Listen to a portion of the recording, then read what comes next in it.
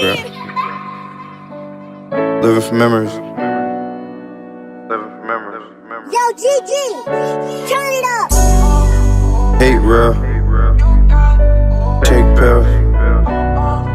Hate there. Get this. Wonder why people showing fake love, but they hate real. Depression making me take pills. My aunt want me quiet about the shelter when we ate there. That's like telling the kid to stay still. I couldn't do it. Gotta let pain out. I put it in music. That's the only thing that help other than drugs I'm abusing. I lost focus on myself, so my health I was about to lose it a few times, but niggas never aim when they shoot it. Could've died, but they blew it. If you gon' do it, nigga, do it. Now 2 more niggas got sacked cause they held back when they do it. Niggas gangsters from computers, I ain't into that. Niggas tell on you to try to shoot you, I ain't digging that. No matter what you do after, nigga, you still a rat. If I see you in the hole like a mole, you gon' still get whacked. The police took my nigga back. My friend, my brother, my slime. Told him stick to the script, something different was on his mind. And I know that sometimes loyalty can make you blind, but you had the hood, you had no good reason to rob. I ain't getting it. Got rid of them whenever them bricks was in. Stupidity and greed got you tied up in the shit you in. Typing in a pen again. Fighting in a pen again. Writing with a pen again. My man thought I killed his brother, he stopped.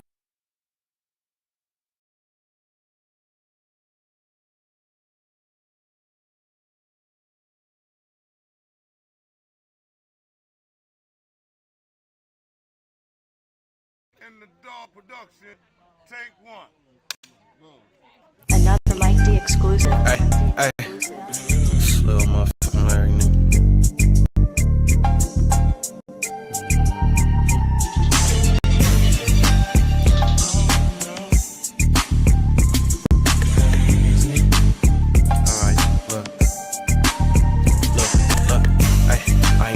But don't push me.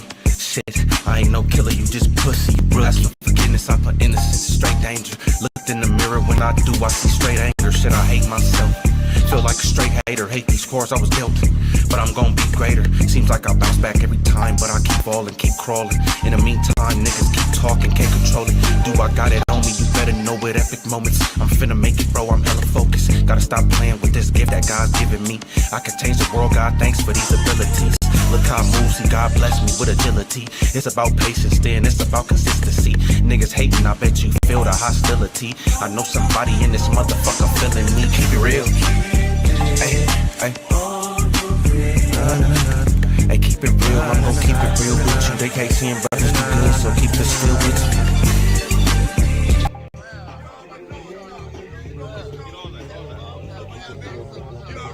Did you already get this? You already know. I already told you. All is well, my niggas well is all with the Finnstown nigga, and that's a dog. I love you, young niggas. Subo. I am not breaking, stay dangerous. Wanna be loved, nigga, not famous. I hate it, tryna stop smoking, but it's my favorite. Niggas unloyal when these women, they be money hungry. Stab you in your back over drugs, you a fucking junkie. It's funny, I wouldn't switch for no amount of money. They love me, cause I'm the realest from Monday to Sunday. Niggas think cause they smoke with you, man, you owe them. Nigga, this weed on me shit and I'ma show them it's about intentions. See, I ain't never been big on forgiveness. I would speak on whoop-de-whoop, but I'm minding my business. I'm different, not in for clout and don't fake for attention. Write music, get high and talk to myself for intervention. Keep it real, keep it real. Hey, keep it real, I'm gon' keep it real with you. They hate seeing brothers do good, so keep it still with you.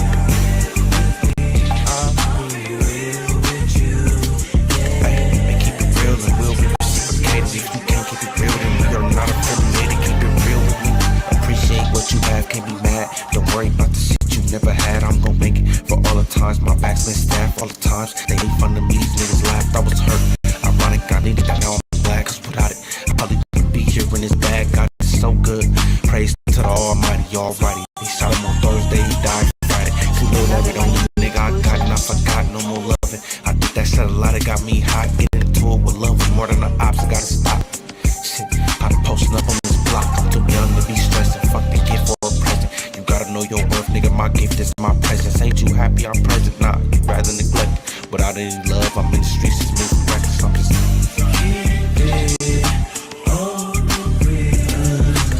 hey, keep it real, I'm gon' keep it real with you. They hate seeing brothers do good, so keep it still with you.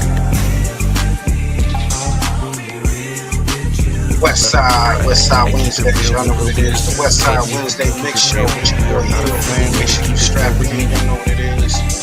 Back at it like a crack at it. Ain't here to play, just here to tell y'all what's going on. All artists that got bangers, man, send them to me. Send them to me. You got videos, send them to me. We gon' get it played.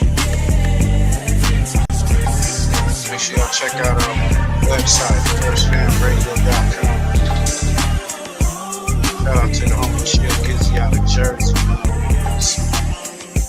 I was little Larry, man, on the real. Let's get to this SS Joey, man.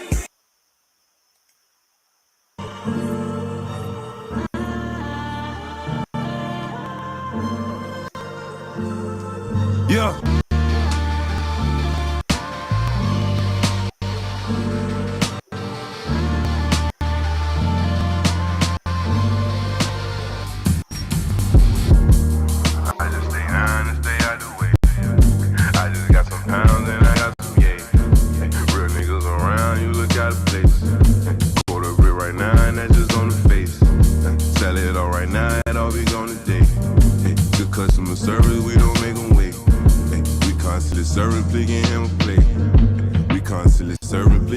Cassie takes a stand, man, get real emotional from her testimony. I just got some pounds and I What's got up some with Cardi B, man? Real niggas around, you Said just she had gotta a play. botch. Get a quarter bit right now, and that just on the face.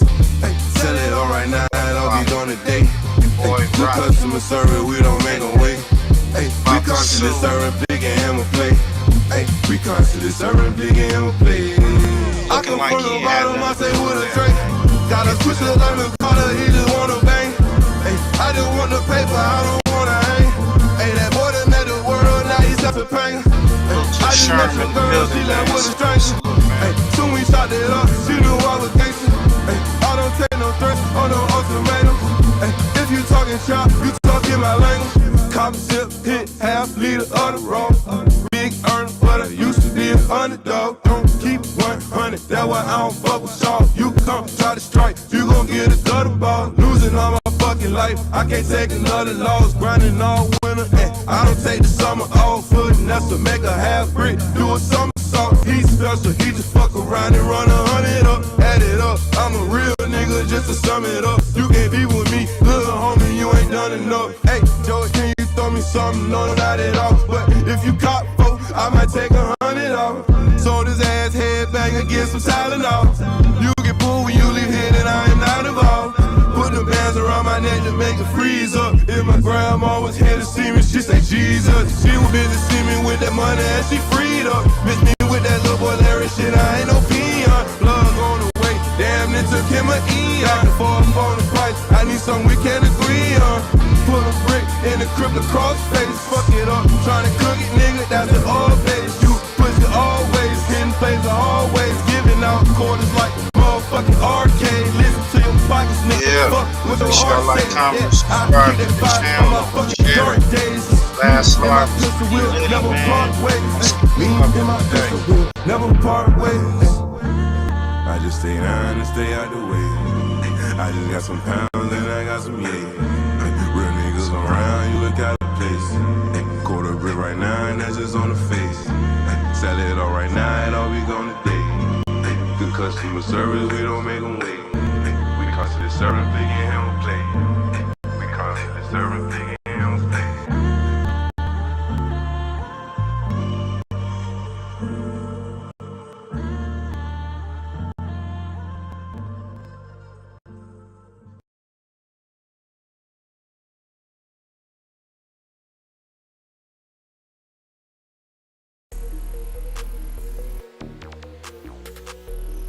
What up? What's up, everybody? It's Westside Wednesdays mix show. You know what it is with your boy Ill, man. Make sure y'all like, comment, and subscribe. We got some shit to talk about. So, free Tory Lanez, man. They just had a press conference came out today, and it's looking like the bodyguard, KELSEY's bodyguard, is spilling the beans and telling the real what really happened that night, and how she was the one that let loose on Megan Thee Stallion, And yeah, we're gonna get to that. Then we got No Jumper got some troubles, seeming like, you know, this incidents that happening up there, all this police activity, Fed type talk, and all this type of shit going on. It's looking like, you know, they may be having an indictment coming down. I don't know. And what's up with Cardi B, man? She doing too much, man. Her looking like her BBL is falling apart and falling off. And Tasha K, man, get at DJ Akademiks saying he need to be deported. This nigga in the country without no damn papers. And we got BRICC baby speaking on Loose Cannon, saying he got graped up in there, and speaking on Tory Lanez and shit. Speaking of that, let's get to that. We got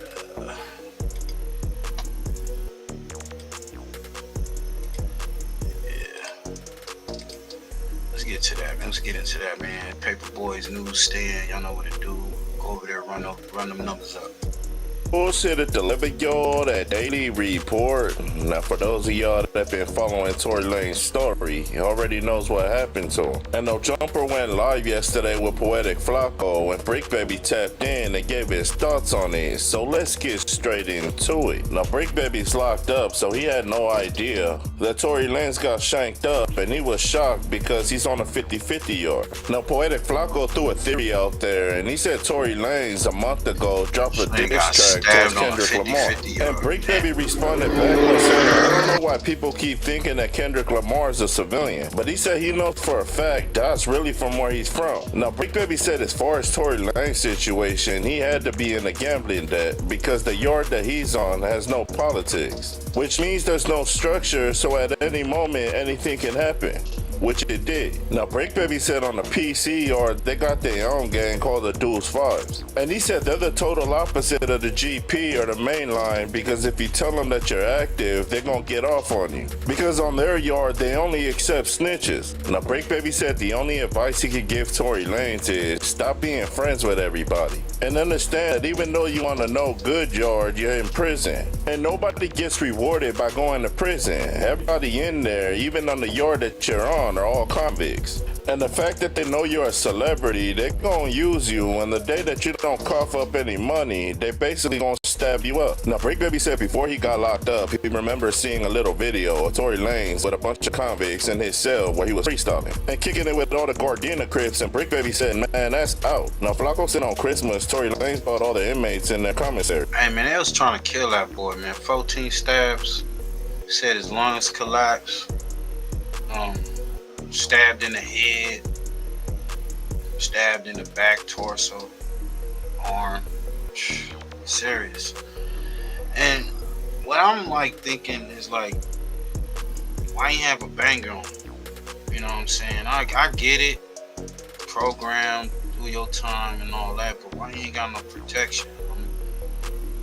Even and being on the 50-50 yard, well, I guess he don't know the politics, or he just don't know the culture because him being from Canada. But still, bro, you know you up in there with convicts. Niggas don't want to be in there, so they gonna do anything to get that aggression out. And I'm hearing that he got stabbed up by some alleged pedo. You know, this dude got some wicked charges. They did him vicious. They really was trying to take him out. Now I'm hearing, I don't know if it's true, but they trying to say that maybe Rock Nation and them maybe sent the hit. Then I hear, you know, pathetic Flacco or Jala talking about Kendrick Lamar sent that. Like, come on, my nigga. You see how this nigga be trying to put fake ass narratives, goofy ass nigga. And BRICC Baby said that was Tory Lanez's mistake because he forgot he was in prison and all of them is convicts, and when he stopped doing for them, they basically gonna try to eliminate you. Now, BRICC Baby said he knew Tory Lanez was a new booty in prison because he thought it was a good idea by giving money to convicts, but he didn't know in the back of convicts' minds. This nigga was trying to pay his way for protection, or just pay to be in good with the inmates. Like, come on, man, that ain't what it is. They just looking at you as food. Like, yeah, this nigga gonna pay. I'm gonna milk this nigga. They just looked at him as food. Now, BRICC Baby said the only advice he could give Tory Lanez is you understand that you in prison and everybody in there is savages, so in order for you to survive in there, you gotta be one too. Now, on another note, BRICC Baby allegedly claims that Loose Cannon got pressed by a transgender. And he said when the transgender pulled out some metal to put some holes inside Loose Cannon got scared, ran to his cell, and closed it. Now, BRICC Baby said to make matters worse, Loose Cannon is programming with another guy who just got out the hole for attacking and taking another man's hole. Now, BRICC Baby said if that don't look crazy, that dude's from Trey, and him and Loose Cannon is basically laughing and breaking out jokes and having the time of their life. Now, BRICC Baby said for the most part, the reason why he don't know. So he was up in there having poly relationships with these transmissions. That's crazy. Yo, that's crazy. I mean, the way my nigga read it up said BRICC Baby claims he's seen Loose Cannon get raped in prison. He saw it, but he was there. He saw the shit. Come on, bro. What's going on social media is because he's standing out the way praying and hoping that Allah would give him a second chance so he can go home to see his wife and kids. Now, the only advice I could give Tory Lanez is you got to be solid when you in prison, and you got to understand there ain't nothing but animals in there. And like BRICC Baby said, even if you a nice guy, you can't be nice in there because they prey on those type of people. Now, for all of the civilians that go to school and got a 9 to 5 but look up to Tory Lanez, this is what happens when you go to prison. And unlike the free world, you don't get rewarded for being a nice person in there. Now, this is only headline because Tory Lanez is a celebrity, but this happens every day in LA, man. But y'all like, share, and subscribe to the channel. Y'all let me know what y'all think down in that comment section. Hit on notifications to get the latest drop on my videos. Paperboy. And we all know that recently he got shanked up. They stabbed him 14 times. Well, today they finally announced the person responsible for the hit. They're saying it was a Southsider, but unfortunately, ain't no Southsiders over there. You see, Tehachapi is not considered a good yard for them. Any Southsiders on that yard is considered no good. The man responsible for the hit is Santino. This video will be focused on him. Everybody knows about Tory Lanez, but hardly anybody knows anything about Santino. Now, the word on the streets is they called him Ruckus. He was from Westside Reseda 13 gang, and from what I understand, he got removed on C Yard in Corcoran from back in the days, and he's been roaming the PC yard ever since. He got locked up for a body, but what most people don't understand is this: he is a chomo. He murked his 13-year-old girlfriend in 2004. Yo, that's some sick ass shit, my guy. What the fuck? Really? 13-year-old, my nigga. Chomo, and he murked her. Nasty work, bro. Yeah, man, why nobody got at Tory, or why did Tory didn't think like you on a 50-50 yard, you on there with chomos, rapists, pedophiles, dropouts, you know, all type of scumbag. Nigga, you should have been on alert all the time. I don't give a fuck who it is. How did SA get up on you like that? And where was the other blacks? That was like, it wasn't no, I'm quite sure it was some other blacks he was hanging with. He took pictures with some niggas. I mean, what's going on with that? He bodied her at the age 13, but he's been dating her ever since she was only 11. This man was already the age of 21 or 22. Here, let me give you some more information on his background. Two relatives heard 22-year-old Santino arguing with his 13-year-old girlfriend minutes before she was shot in the face with a shotgun. They testified at Cassio's trial Wednesday. Cassio is facing murder charges for the death of his girlfriend, along with a special allegation that the crime was committed with a firearm. He is also accused of 2 separate attempted murders with the special allegations of using a knife and causing great bodily injury. He blasted his girl in the face with a shotty. The crime was so horrific that even his own family dimed him out. Santino lived with his female cousins. One was named Ruby, and the other cousin was named Elaine, and the 13-year-old girlfriend was named Brenda. Now let's continue with the story. Ruby, which is Santino's cousin, lived with the defendant and his 13-year-old girlfriend. Her name was Brenda. They lived in Ruby's apartment. Ruby was getting ready to go out with her friend Elaine, who also is related to Santino, about 10 p.m.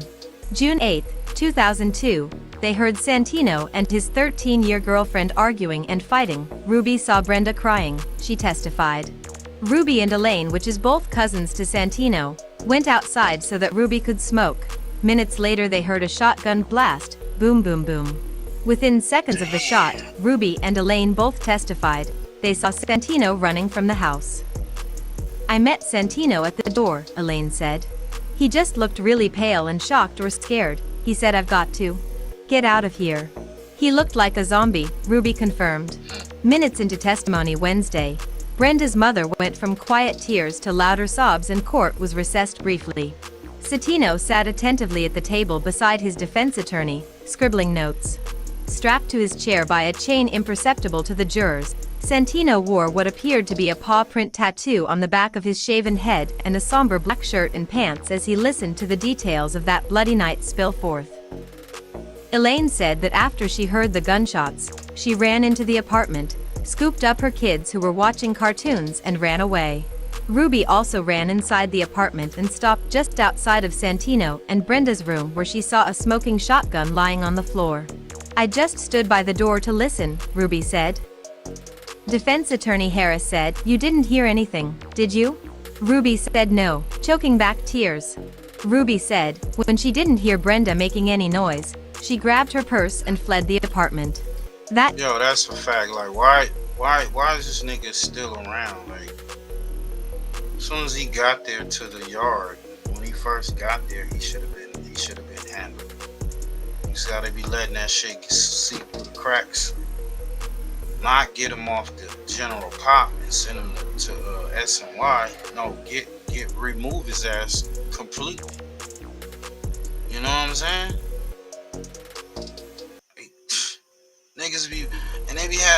Niggas have all the politics and rules and shit like that, and y'all didn't handle y'all business on this nigga.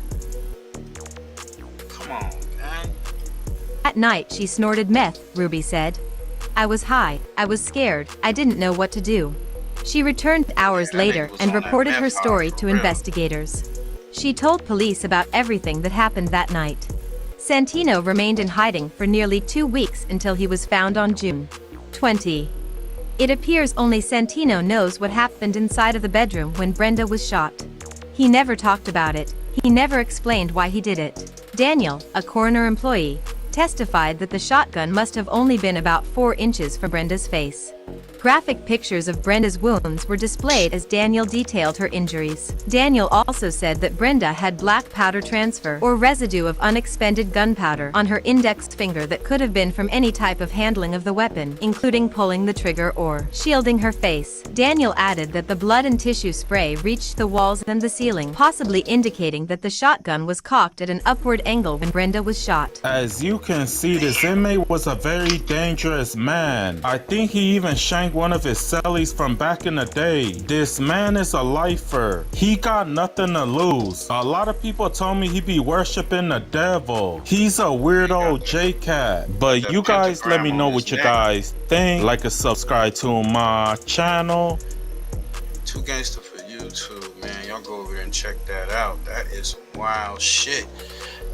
Hey, we about to get into this, man. This is Lawless World Media, man. Tory Lanez innocent. KC shot Meg. Bodyguard speaks up after Tory Lanez stabbing. Let's get into this. The district attorney's office has already responded. The case is fully briefed. We're just waiting for the appellate court's decision. We were willing to wait for the appellate process to play out. But given that brutal, unprovoked attack, we felt it necessary to come here today to provide you with this information. It is our intention to make a request to the governor to either pardon or commute the sentence of Mr. Peterson, so that when he recovers from this attack, he's not returned to a jail cell, but that he's allowed to go home and recover.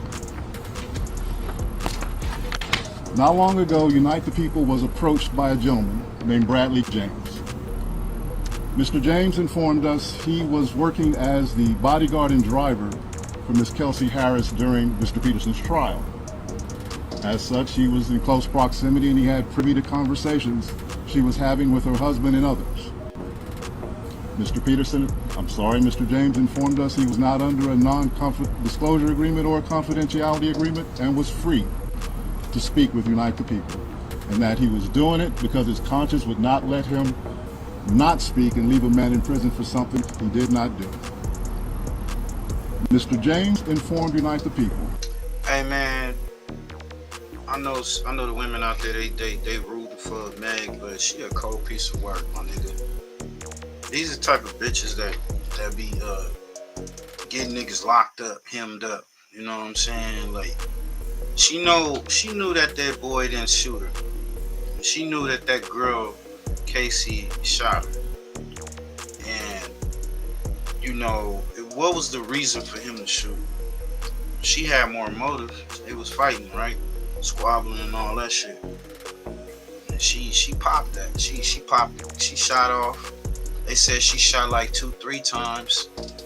And he tried to stop her from doing it, and that's when the gun went off again. And then you gotta think what this is all over. This is some dick and pussy game. Straight up. Jealousy. He was smashing them two. And then he had the Katie Jenner, he chilling with her, right? He trying to get some of that. So basically he was, I guess, guilty for being a player. And then the crazy thing is Megan had a boyfriend at the time. And I heard her boyfriend left her after the trials. Cold piece of work she is. That he was witness to the conversation Miss Harris had, where she stated she had the gun, she fired it 3 times, Mr. Peterson grabbed her arm and knocked it down, and the gun fired 2 more times. In essence, Mr. Peterson never shot anybody, never even touched that gun, never fired the gun. This statement aligns with the statement of the only non-party witness to the case, Mr. Sean Kelly, who at trial testified he saw 2 women fighting, 2 men break up the fight, 1 man grabbed the other one's arm. Gunshots came from the passenger side. Passenger side is where Miss Harris was sitting. This further iterates that Mr. Peterson did not shoot Miss Pete, did not shoot at Miss Pete, or did not assault Miss Pete. It's just another irregularity in a list of irregularities in this case. For example, there were 3 potential suspects in the car that night, no and yet the only DNA sample. They say, he barely had any type of gunpowder transferred or whatever, because what I heard that he ain't even had no gunpowder on the trigger, so he ain't even handled the gun. I'm wondering in his mind, after all this shit he felt like, man, I should have just let her pop your ass. I should have let her pop you. You know what I'm saying? She went on Gayle King with the fake waterworks, selling that whole story. That shit is fucked up. Imagine all these bras out here that do this to niggas. I mean, true, if you a nigga and you doing this shit to a woman, of course, but if you not and you just falsely accused of this shit, and they know, okay, you won't, and the brothers that's on PO, you know what I'm saying, they got probation officers and shit like that, you know, and the broad is dangling that in the midst of the nigga and shit, trying to control him and shit. That's some wild shit right there. Sample was taken of Mr. Peterson, even though unknown DNA was found on the gun. Why wasn't Miss Harris's DNA taken? Or was it taken and the information simply never given to the defense? Why wasn't the driver of the car, Mr. Jaquan Smith's DNA taken? Or was it taken and again, simply not given to the defense? We don't know. It should have been taken. It is Unite the People's understanding, regular LAPD practice at a crime scene like that, anybody who's there, DNA is taken. Another irregularity. Why, at Ms. Harris's police interview, was a non-lawyer, non-family member record company executive allowed to participate. Highly irregular situation. Normally, we see cases, strangers are not allowed in these things, but it was in this case. All of these things point to the highly irregular nature of his trial and his conviction. Free Tory Lanez. It is our contention that he was wrongly convicted. And while we at first were willing to let the process play out, it is our contention now that if he is not pardoned or released promptly, he may never come out. And that would be the ultimate injustice, is that he gets killed in prison for something he did not do. At this time, I'd like to bring up Mr. Gianno Caldwell, the media member who was working on that op-ed for the New York Post. Thank you. I hope he do the right thing and they let him out. Thank you for coming today. My name is Gianno Caldwell. That is spelled G-I-A-N-N-O. Caldwell, C-A-L-D-W-E-L-L. I am the founder of Caldwell Institute for Public Safety at caldwellinstitute.org. I am also a member of the press for almost a decade now. I've been looking into Daystar Peterson's case for almost 6 months now, professionally known as Tory Lanez. And after reviewing the evidence, the reporting, and the legal analysis, I've come to the conclusion that Tory Lanez was railroaded by the former district attorney, George Gascon. He was also wrongly convicted. I believe if Jesus Christ was Tory Lanez's attorney, George Gascon would do whatever in his power to ensure that Tory Lanez lost that case. Tory Lanez's defense team have alleged the withholding of exculpatory evidence, prosecutorial misconduct, among other issues that I was compelled to write an opinion piece for the New York Post. It is true that last week, the New York Post editors reached out to 3 parties, one being George Gascon, Megan Pete's team, and Kelsey Harris. It is also true that Megan's team was the only ones that responded back for that request for comment. I had some glaring questions, and that was the reason for this op-ed. Things didn't make any sense to me, many issues in this case, and I was shocked by the lack of interest from the media to ask very simple questions. There were multiple people with gunshot residue on their hands that night. Why didn't all individuals have the residue tested, their DNA tested on the weapon? That's a legitimate question. According to the prosecution, Tory was excluded from the clip of the gun, and according to Tory's defense team, they said DNA analysis showed that there was a 0.01% chance that Tory touched the actual gun itself. Another piece that stood out to me, the call that the prosecution alleged Tory made confessing to a crime. I listened to that call. I'm sure many of you have as well. I didn't hear a confession. But what really shocked me about it is if my best friend was shot maliciously by someone just 2 or 3 hours before, I wouldn't have answered the call, or if I did. Yeah, I know they're gonna take it through the process, but I mean, he should just be released. You know what I'm saying? You got the ex-bodyguard that's basically telling what went down. So, I don't even think he need to even be present. You know what I'm saying? Just had a bodyguard, the prosecutor or whatever, and but then okay, if he get clear of the charges, does that send KC to lock? Do she go to jail for that? Do she go to jail? Good question, right? I wouldn't calmly have a conversation with the individual of it, and certainly I would ask, why did you shoot my friend? And more importantly, I would never have given you my current location out of fear of you finishing the job. That was something that stood out to me. I also, in my op-ed, discussed Kelsey Harris pleading the Fifth Amendment. She wasn't accused of anything by Megan Pete or the police, and to my knowledge, she wasn't under any investigation. So why plead the Fifth? What also shocked me is the prosecution gave her immunity. For what? What did she do? Is there an allegation of her doing something? I'm not aware of that. Maybe some of you can answer that question. When she got immunity, I knew it was... During the time of trial, George Gascon, just to take you back to where we were at that particular point, he had just barely won a recall attempt. He lost support in many key demographics of voters. Crime was up in Los Angeles County. And this case would have been a silver bullet for him potentially winning. His policies obviously were bad and people were harmed. So that didn't happen, and thank God it didn't happen. At the heart of this injustice is the misuse of gun enhancement charges, a sentencing tool intended for the most dangerous and violent offenders. In Tory Lanez case, these enhancements were not supported by evidence. But George Gascon... And you know what's fucked up? They gave him 10 years off flat. His first time, I guess, getting in trouble like that. And he got 10 years flat. You don't even get like, you know, let give him a 3 to 5 or whatever. You know what I'm saying? And then why have him on, well, they said he was on a 50-50 yard. But I don't know. I don't even think that was, obviously it wasn't that much protection. But they really railroaded that boy, man. They fucked him over. Fucked his career off.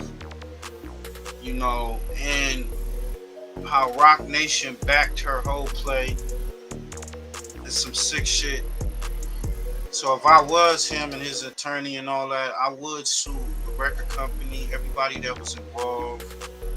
You know, Meg, somebody got to go to jail. Somebody got to pay for the suffering that he dealt with. And, you know, they pretty much fucked his name off. Now, this all coming out. How is this so-called, these Me Too or these, let's stand up for women's rights or whatever the fuck. You know, don't get me wrong. If you're doing wrong to a female, I don't believe in none of that shit. But I don't believe in women falsely accusing men for these type of crimes and shit. What does this have? What happens now for Megan Thee Stallion? Because her name is shit. It's in the mud. You know what I'm saying? And this shit really get out there. Really just start pushing this shit out. You know, what does this do for her career?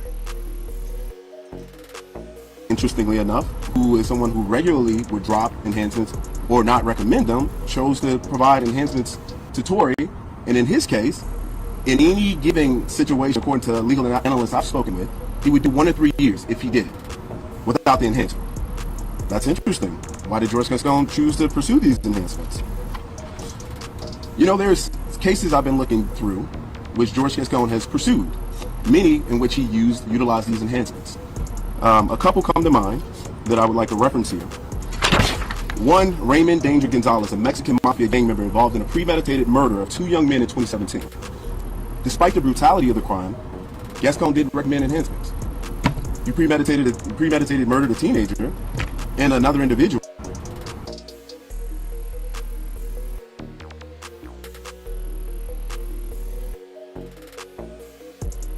The Stallion is in stable condition tonight after allegedly being stabbed by another inmate in the prison yard in California. So that update on rapper Tory Lanez. He was taken to a hospital this morning after being attacked by another inmate at the state prison in Tehachapi. Shout out to 504 Street Stories. Make sure y'all go over there, like, comment, and subscribe, run the numbers up. Got a lot of great content. Exclusively interviewing Free that boy Tory Lanez. It's the boy Tory Lanez. Y'all know what it is.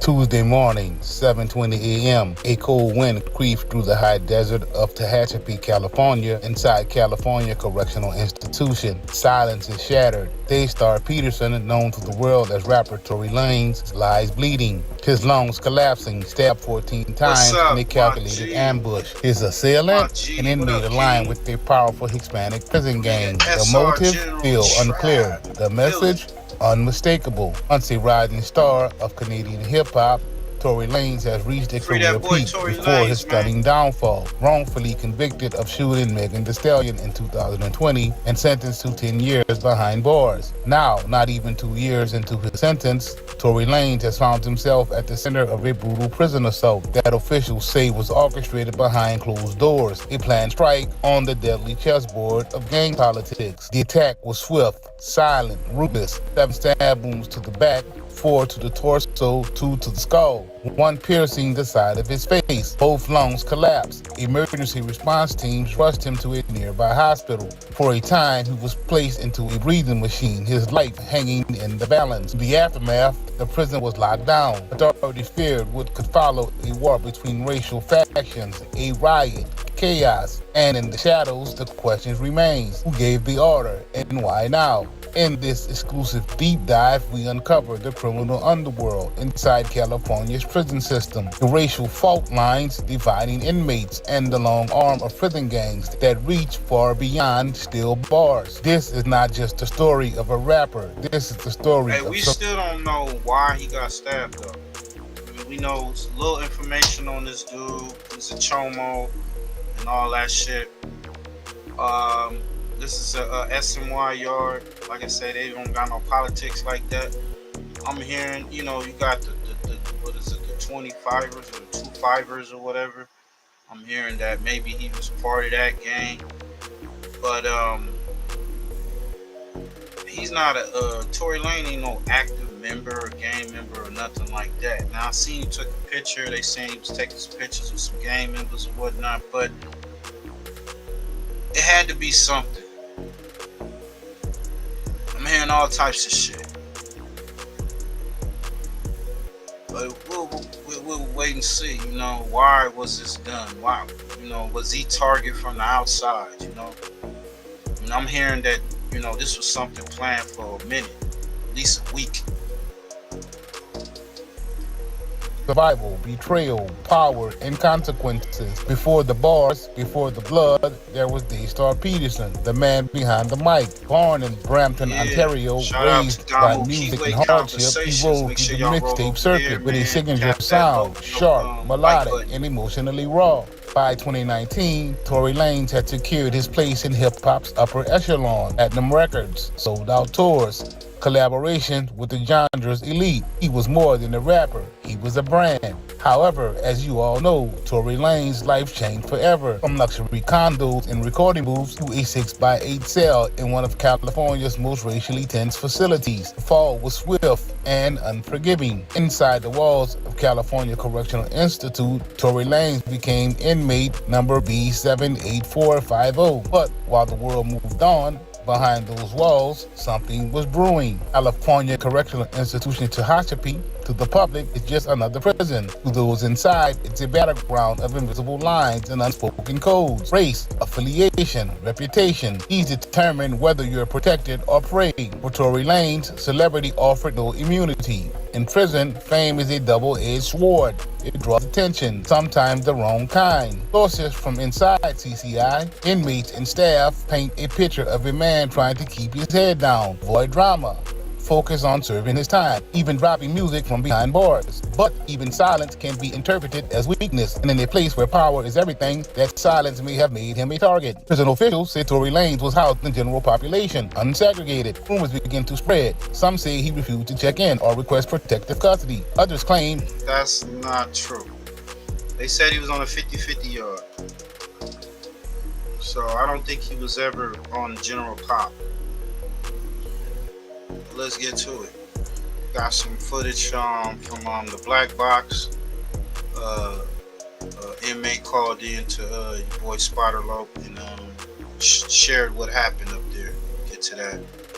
he had disputes with inmates over perceived disrespect. But on the surface, something far more dangerous was moving. California's prison gangs operate like militaries. Orders come from the top. It's a greenlit for politics, profit, or pride. Inside Tehachapi, one of the dominant forces is a Hispanic prison gang tied to the Mexican mafia, known for orchestrating attacks with surgical precision. According to one ex-inmate, if you got on the radar, you were already gone. The details remain sealed, but multiple sources suggest Tory Lanez had been under quiet surveillance, not just for who he was, but for who might benefit from his fall. Was it beef, a debt, a message to the outside, or something more calculated? What is known is that tensions were climbing, and somewhere inside CCI, a plan was already being set in motion. Tory Lanez will be tested in the most violent way imaginable. In housing unit C West, Tory Lanez is blindsided. The attacker, an inmate with ties to a powerful Hispanic prison gang, strikes with a handcrafted weapon 14 times, 7 to the back, 4 to the torso, 2 to the back of the skull, 1 slashing across the left side of his face. It is fast, brutal, and hey man, if he had a bone crusher, man, that nigga would have been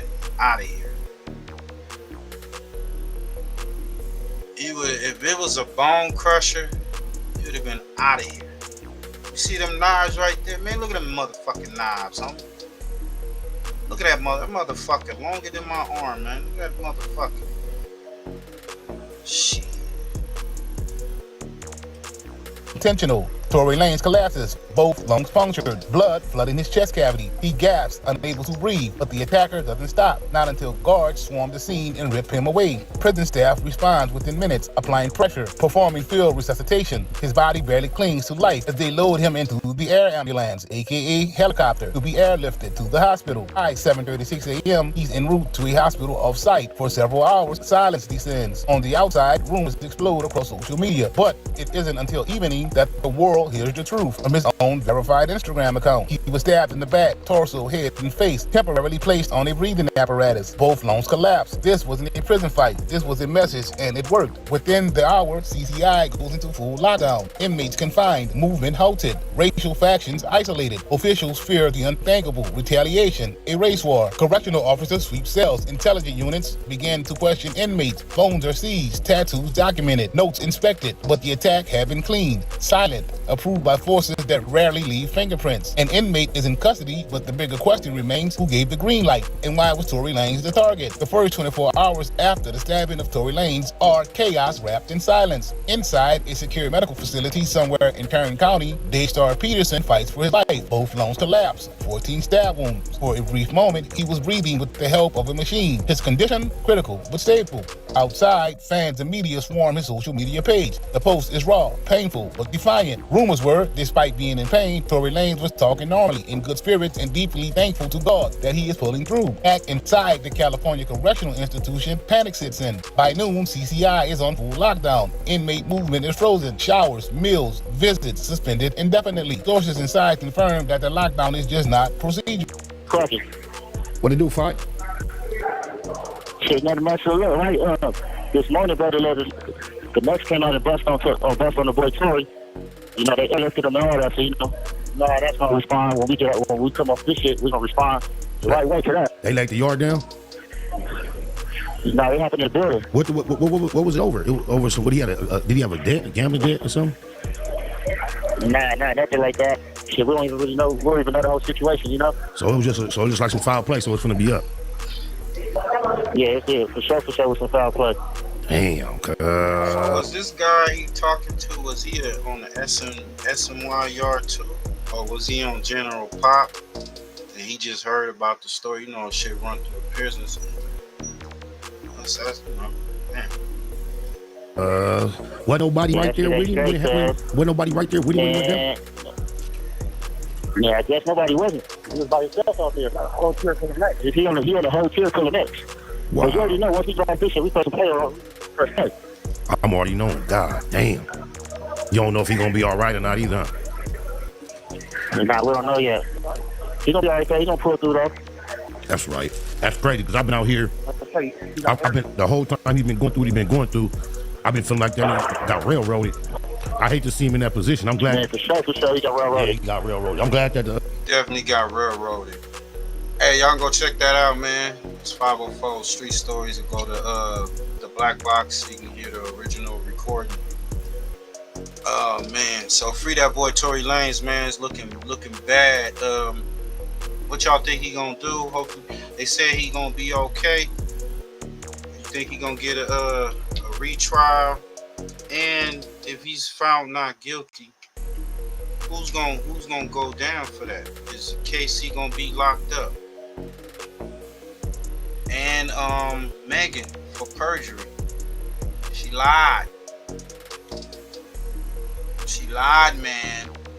We're gonna have a little bit of comedy, man, for my bangers, man. My red and blues, Damus and Keyways, man. Dating app for the bangers, man. Shout out to Watts homie Quan, man. I was a lonely prick with a broken heart, cuz. Until I downloaded Thug Mingle. Who knew love was right at the end of my fingertips? I was sick of these fake buses. I need to be a real one in my life. Now I got real man with all type of good passion, baby.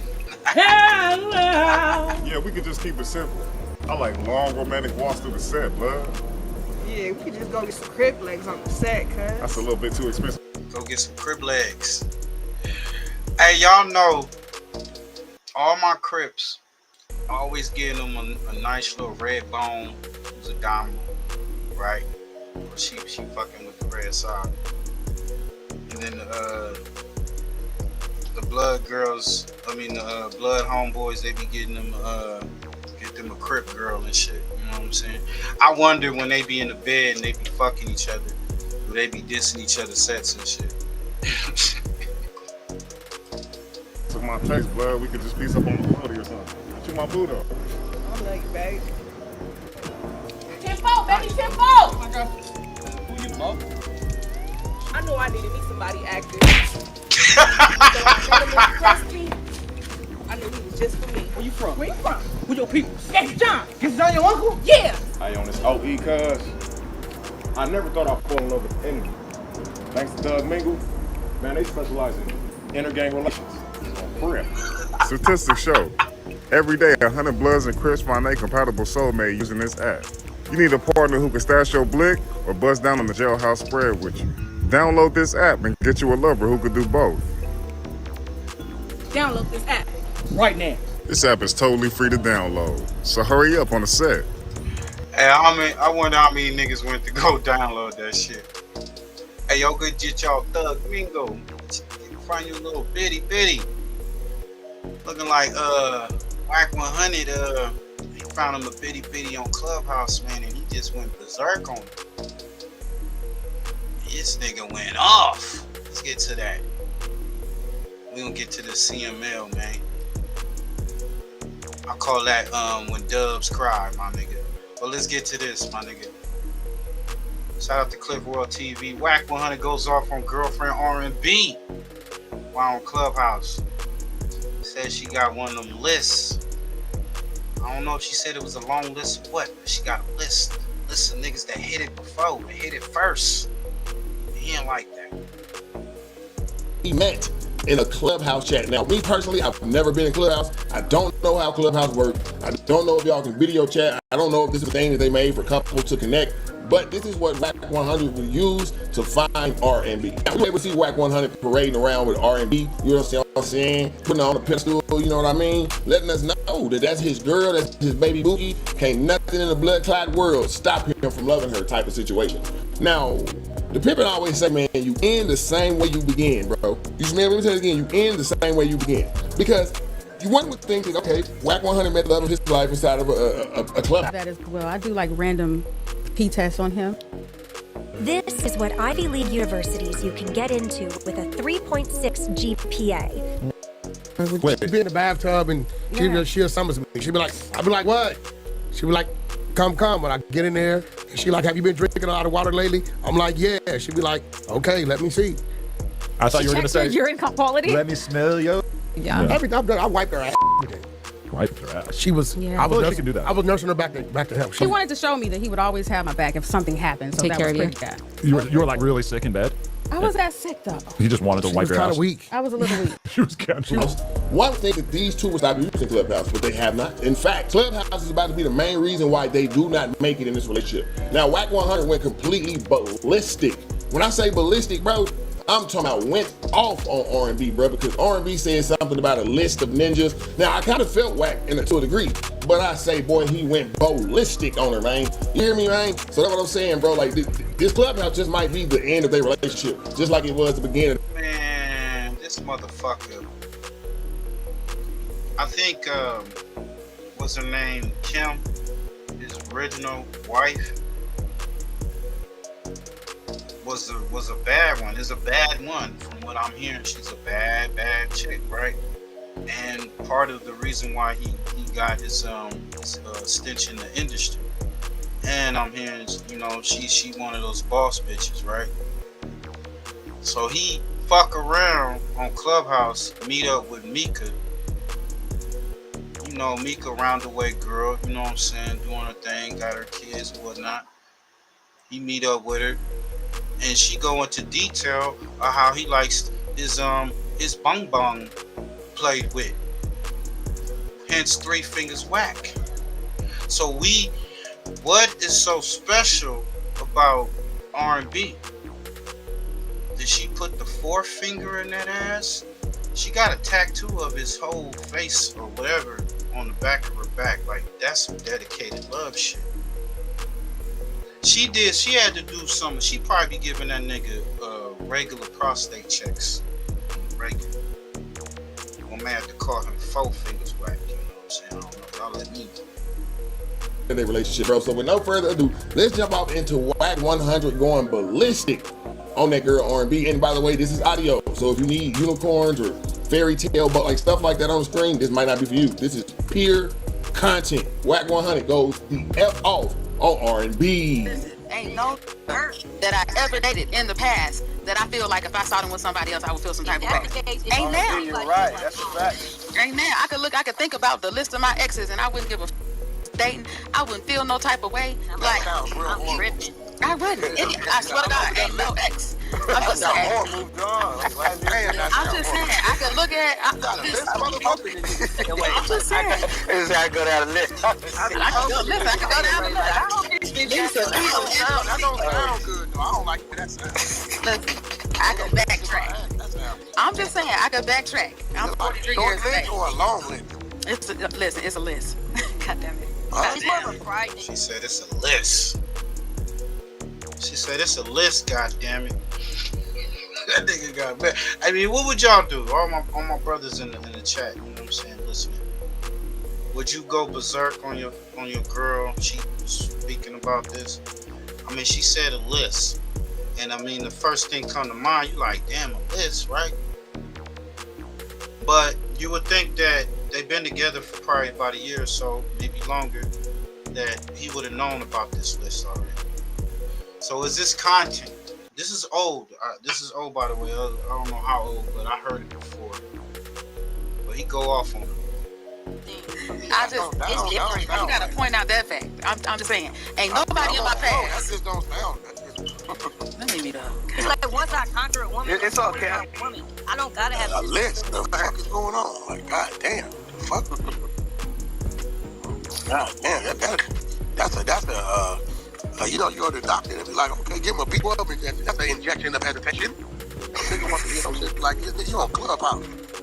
I mean, as we're picking out words, I'm just saying, if I go to my past and be like, ain't no ex, why you gotta point out that part? Why you can't point out the part that ain't nobody got no feelings for nobody that was in my past? I don't give a fuck about a feel about it. When you say list, oh my god, damn. You know, hey man, he whooped her ass. I feel he whooped her ass because I've heard that he have put hands on Kim, so I'm quite sure he whooped this girl's ass. I'm quite sure he whooped that ass. Fuck you talking list. Probably smacked all around the room and shit. Allegedly. Oh, y'all, you know what's crazy about you coming in this room? You motherfuckers act like y'all got it all figured out and y'all understand men. If you did, know what the fuck to let come out your mouth and know what to not let fucking come out your mouth. Regardless of what the fuck it is. This is real shit. You think a man gonna come tell you about, yeah, I got my ass whooped when I was over there? He's not gonna tell you about that. He may say, yeah, I had a few fights. When you saying, I'm not worried about my ex, none of my exes cool, but when you say a list, do y'all not understand that men are real territorial with a lot of pride? And when you say shit like that, man, first thing keep it gangster. When you hear a woman say a list, what's the first word come to your mind? Keep it real, bro. Nah, keep it real. I'm leaving the room. Either niggas keep it real, I'm out. If I could get in line, when you hear words, let's hold. Fuck, I might want to eat no shit like that. Fuck you mean, hell yeah, I'm gonna say something. I'm a motherfucking alpha male. A dominant nigga. You think? Now I'm like. Not an alpha. That nigga's a beta male. That nigga about to snap like a broad. I'm gonna ask questions. Fuck, you need a list. Y'all better learn what words you do. It's a word. Oh my god. I know, but see, then all you fake ass bitches in this room, stop acting like you got it figured out. If you don't. Yeah, I heard on Damu Kiwe that a couple other niggas done hit that. I mean, shit, she got kids, so I ain't no telling. Now, if she was turning tricks, was she a professional streetwalker? I don't know. I really don't know too much about her. I'm gonna be honest, this is kind of like the first real pictures I seen of her. You know, she not bad looking, you know. But shit, that's just weird, finding somebody on Clubhouse and all that. And you doing all that. I heard he done got her some plastic surgery done and all that. If that tattoo was real, that's crazy. Diabolical, right? I mean, that's a forever tack. So I guess she in for the long haul. But I'm sure that she got her ass whipped. Cause this is old, but I'm sure she got her ass handed to her after that. Understand what words to say to a man. I never act like I had it all figured out, but okay. Bullshit, y'all be in this motherfucker talking like you motherfuckers is relationship therapists. If I wouldn't have said, you got insecurities for real though, right? What, I ain't supposed to respond to that? Am I not supposed to respond to that? Maybe I'll go back to the 20s. I'll let y'all talk about y'all list. That's weird as a motherfucker to me. I'm not a list type of nigga. I don't speak with a list. I don't follow behind the list. That sounds like a line. That's just weird to me. I don't fuck with that. I'll go somewhere else. I'll let y'all chill y'all room.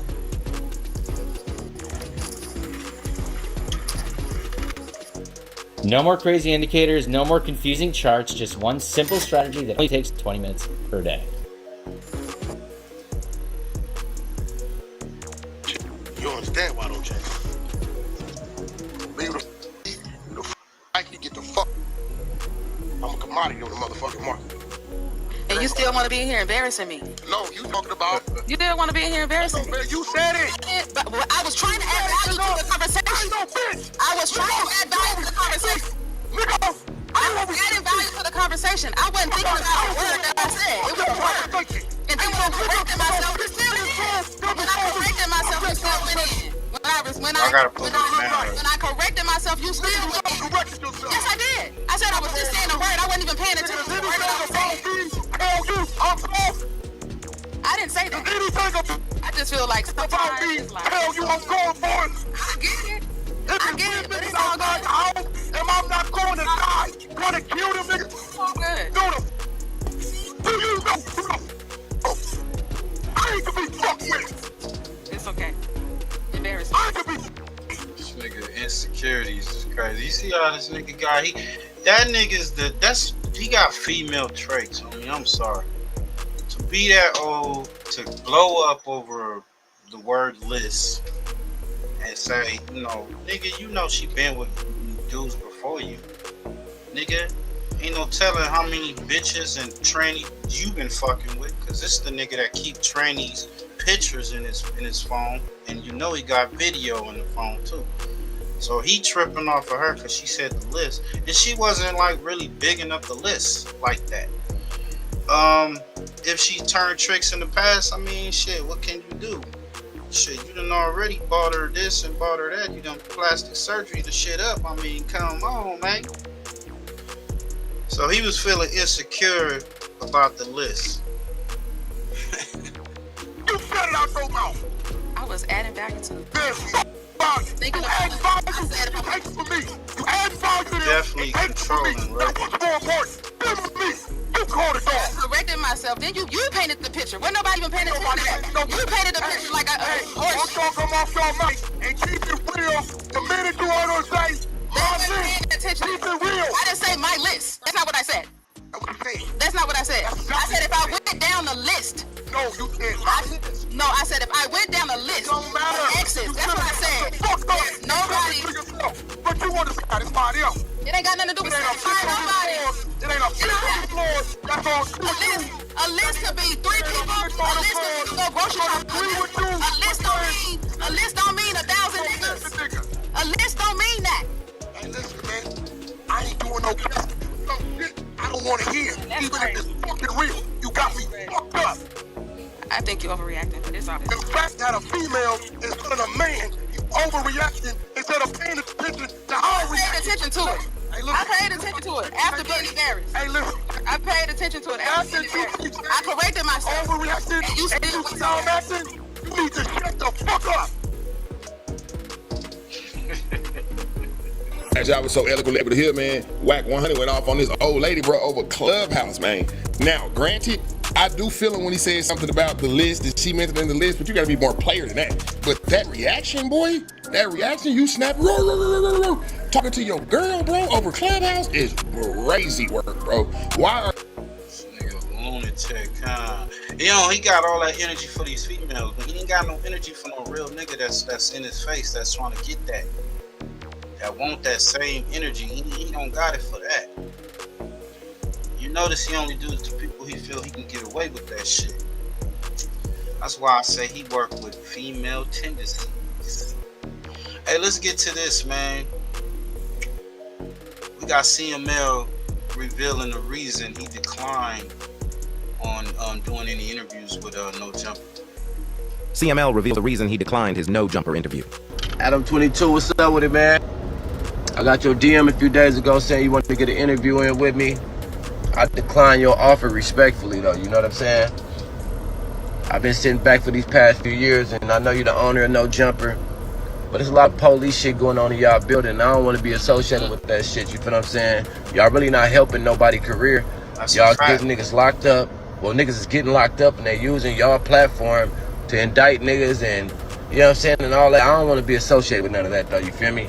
No disrespect to you or none of your staff, but I just don't want to be associated with that type of shit. You feel me? I'm a low-key type of dude. I stay out the way. I mind my business. I handle my business. I ain't trying to go viral. I ain't trying to have the police looking at me. I've been living a low-key life. I ain't trying to be famous. I ain't worried about none of that shit, though. You get what I'm saying? I'm getting a bunch of money on the under off this independent music, and that's what I'm on. Hey, shout out to CML Lavish D. He turned down that no Jumper interview. Now, he been on No Jumper before. You know, a couple times. But I mean, like I say, No Jumper's value done dropped. It's you basically going up to the PD, you going up to the police department, No Jumper police department, and you're being interviewed by they little Akademiks. That's what you are being interviewed by.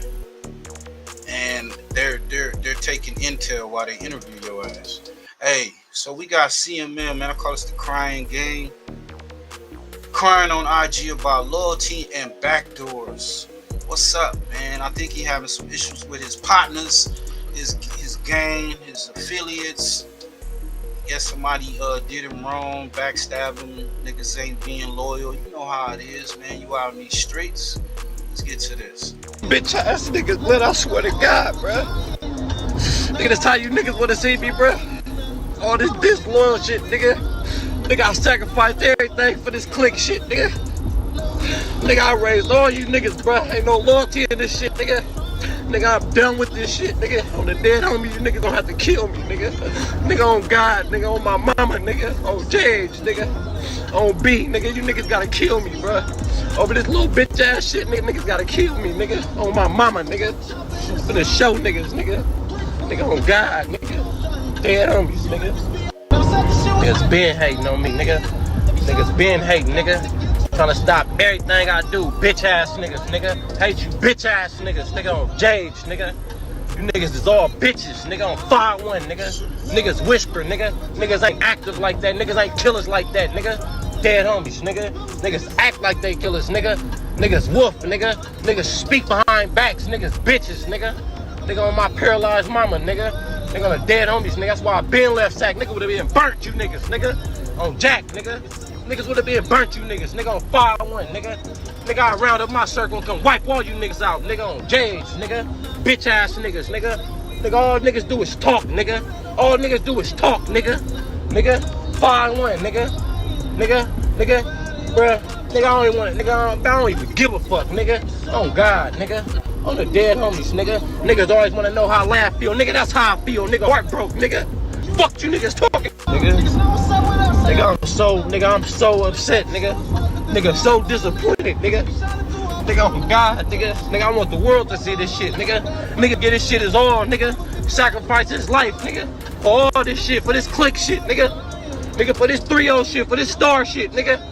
And these are things a nigga get though. Niggas ain't sacrificed nothing, nigga. I sacrifice, nigga. Oh God, nigga. Nigga, I got blackballed, nigga. Mobbing about this shit, nigga. Nigga, fuck this industry, nigga. Fuck all this shit, nigga. Nigga, we the mob, nigga. We the family, nigga. Niggas ain't got no loyalty, nigga. Dead homies, nigga. Nigga, I didn't build this shit like this. Nigga, I built this shit on loyalty, nigga. Nigga, I built this shit on solid shit, nigga. Nigga on Jack, nigga. Nigga, this shit solid, nigga. All you new bitch ass niggas, nigga, fucking it up, nigga. On 5-1, nigga. Niggas bitches, nigga. Hey man, y'all let me know what y'all think. This is crazy, man. I mean, I get it. He said you new niggas. So to me, I guess the new recruits, the new niggas that's being put on the block or whatever. Maybe niggas be in their own little world and shit when it comes to this shit. And ain't no loyalty in this game either. Nigga on my mama, nigga. He talking about backdoor and shit. Niggas better get their money up though, nigga. Nigga on God, nigga. Niggas better get their money up though, nigga. Nigga, that's all I'ma tell. Hey, on Brandon, nigga. On the dead homies, nigga. Stay on my DM, nigga. I don't wanna talk, nigga. Don't call my phone. I don't wanna talk, nigga. Fuck. Yo, what's up, fam? We got Push in the building, brother. Push in the building. What's good, fam? I got this nigga on here going off right here, huh? Yeah, CML crying, man, on his IG about loyalty and back doors. I think somebody or some people from his clique is showing disloyalty, and he's saying backdoor. So you know how that get. But it done hurt his heart, and he's tearing up. He's really crying. But I think these are tears of pain, and he may do something. I don't know. Let's hope he don't. You don't need to fuck your life up trying to prove something to any of these young niggas and shit, or the niggas that's in your crew. Or maybe he just tired of paying niggas. You know how you gotta pay the niggas to hang around. They've been hanging around for a long time and shit. They ain't been getting no money and shit. Niggas looking at you shining and they feeling like they not appreciated or whatnot. You niggas, I don't like you niggas. You niggas is bitches. You niggas is rats, nigga. You niggas is hoes. You niggas is snakes, nigga. You niggas disloyal. You niggas don't stand on no solid shit, nigga. On Bloods, nigga. On 5-1, nigga. I don't want to talk, nigga. On Jades, nigga. If niggas feeling some type of way, handle your business when you beat me, nigga. On 3-0, nigga. On my mama, nigga. Handle your business when you beat me, nigga. If niggas is feeling some type of way, nigga. If I'm a hoe, if I'm a bitch, nigga, yeah, nigga. You seen tears come down my eye, nigga. That's tears of blood, though, nigga. On Jack, nigga, and niggas know, nigga, my stepping is official, nigga, all the way official, nigga. You niggas trying to step, nigga, to impress me, nigga, bitch ass, nigga. Nigga, I was the nigga stepping around this motherfucker, nigga. Shut the fuck up, nigga. Don't call my phone, nigga. Don't talk to me, nigga. On the dead homies, nigga. On B, nigga. Handle your candle, nigga. 3-0, nigga. And on another note, though, right? You bitch ass niggas only step because you niggas ain't got nothing to lose, nigga. That's a crash dummy, bitch ass nigga. A stepper is a nigga who got everything to lose and it still come step on your bitch ass, nigga. That's a stepper, nigga. You niggas ain't got nothing to lose, nigga. You niggas ain't got nothing to lose. Niggas is high with a gun with no money, nigga. Straight the fuck up, nigga. Trying to be tough, nigga. You niggas is bitches, nigga. On Brandon, nigga. Stop talking to me, nigga. J Soul, nigga. You niggas is hoes, though. Like, I really don't like you niggas, blood. On 5-1, nigga. All you new bitch ass niggas around this motherfucker instigating wars and all this old bitch ass shit, beefing over bitches, nigga. You bitch ass niggas ain't built nothing, nigga. I built the bridge, nigga. On 5-1, nigga. I built the bridge, nigga. Lavish D, nigga. CML, nigga. I built the motherfucking bridge, nigga. You bitch ass niggas ain't built nothing, nigga. On Jack, nigga. And I being sacked, nigga. On my mama, nigga. And I dare one of you niggas that's playing my motherfucking face, nigga. On my mama, nigga. Hey, that's Sacramento gang activities. Oh shit. Oh, he asking for the smoke. He asking for the smoke, man. Hey, we got somebody who ain't asking for the smoke, man. Shout out to the infamous Mel TV. Just came across my desk. Rolling 90s Crip bang on rapper Hito from 6 Deuce Brims as he denies his affiliation. Now this guy, from what I'm hearing, he's super banged out. 6 Deuce Brims, all, getting his bang on. He be on the songs. They say he be dissing the enemies and all that type of shit. Well, the 90s, Rolling 90s Crip ran up on him, and he said he wasn't a part of the gang. Let's get to it. I say the Brims, you know what I mean? I'm from Brims. You know what I mean? All my cousins from the hood and all that type of shit. Ain't no Rim niggas though. On the dead homies, you ain't from Rams? Sir, you ain't from Rams. You ain't from Rams, bro? No, sir.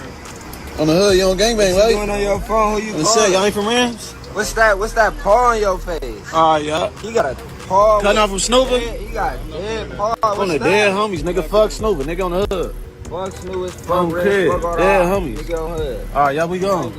Make sure these Niggas part-time gangbangers, huh? These ain't no Rim niggas though. On the dead homies, you ain't from Rams? Sir, you ain't from Rams? You ain't from Rams, bro? No, sir. On the hood, you on gangbang, right? What's going on your phone? Who you calling? Y'all ain't from Rams? What's that paw on your face? All right, y'all. You got a paw. Cutting off from Snoover? You got dead paw. On the dead homies, nigga. Fuck Snoover, nigga on the hood. Fuck Snoover. Fuck Red. Dead homies. Nigga on hood. All right, y'all, we gone. All right, so could you elaborate a little bit and tell us what like the history of the brims in this area? All right, so we sick those brims, Harvard Park brims. You feel me? Told y'all about these so-called gangbanging rappers. He changing his life. He changing his life? That nigga turned down. That nigga turned down. Super turned down. That nigga said, I ain't banging, nah.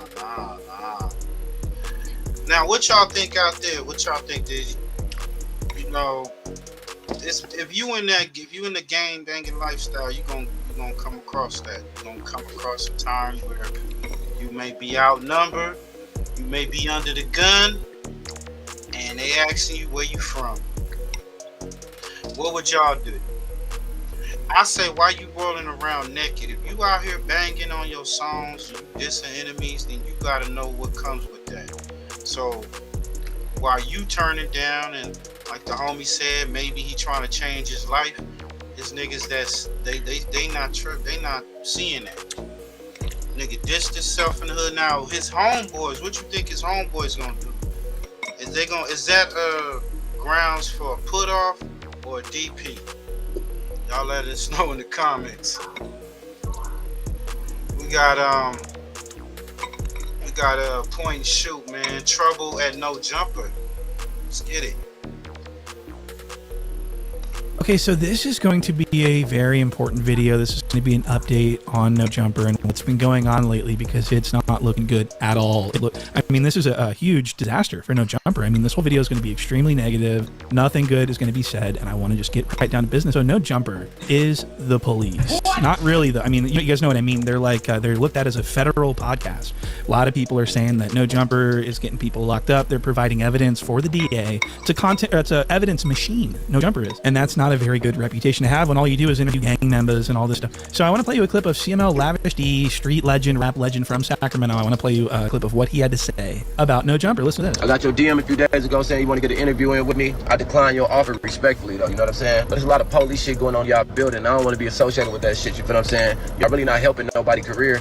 Y'all getting niggas locked up. Well, niggas is getting locked up and they using y'all platform to indict niggas and, you know what I'm saying, and all that. I don't want to be associated with none of that, though, you feel me? No disrespect to you or none of your staff, but I just don't want to be associated with that type of shit, you feel me? I'm a low-key type of dude. I ain't trying to go viral. I ain't trying to have the police looking at me. I've been living a low-key life. So this is really detrimental to No Jumper. People are concerned about their freedom when they get reached out to by No Jumper's team. They're thinking, oh my God, it's the feds. That's not good. What? And what's so interesting to me about this is that, you know, a few years ago when the 16 surrendered his wife to be sexually fulfilled by Jason Love, that's when he forfeited his aura, his coolness. Everyone stopped respecting him at that point. But they would still occasionally go on No Jumper because they looked at it as, oh, I'm going on the platform. I'm not going on Adam 16. You know, they still would. Hey, you think that was some type of ritual that he had his wife get banged out by Jason? I think it's Jason Lee or whatever the fuck. Nigga, that was his wife's ritual, not his. He didn't get banged out. I know he sat there and looked like a cuck. Nah, look. Diddy showed you the ritual. You get banged out.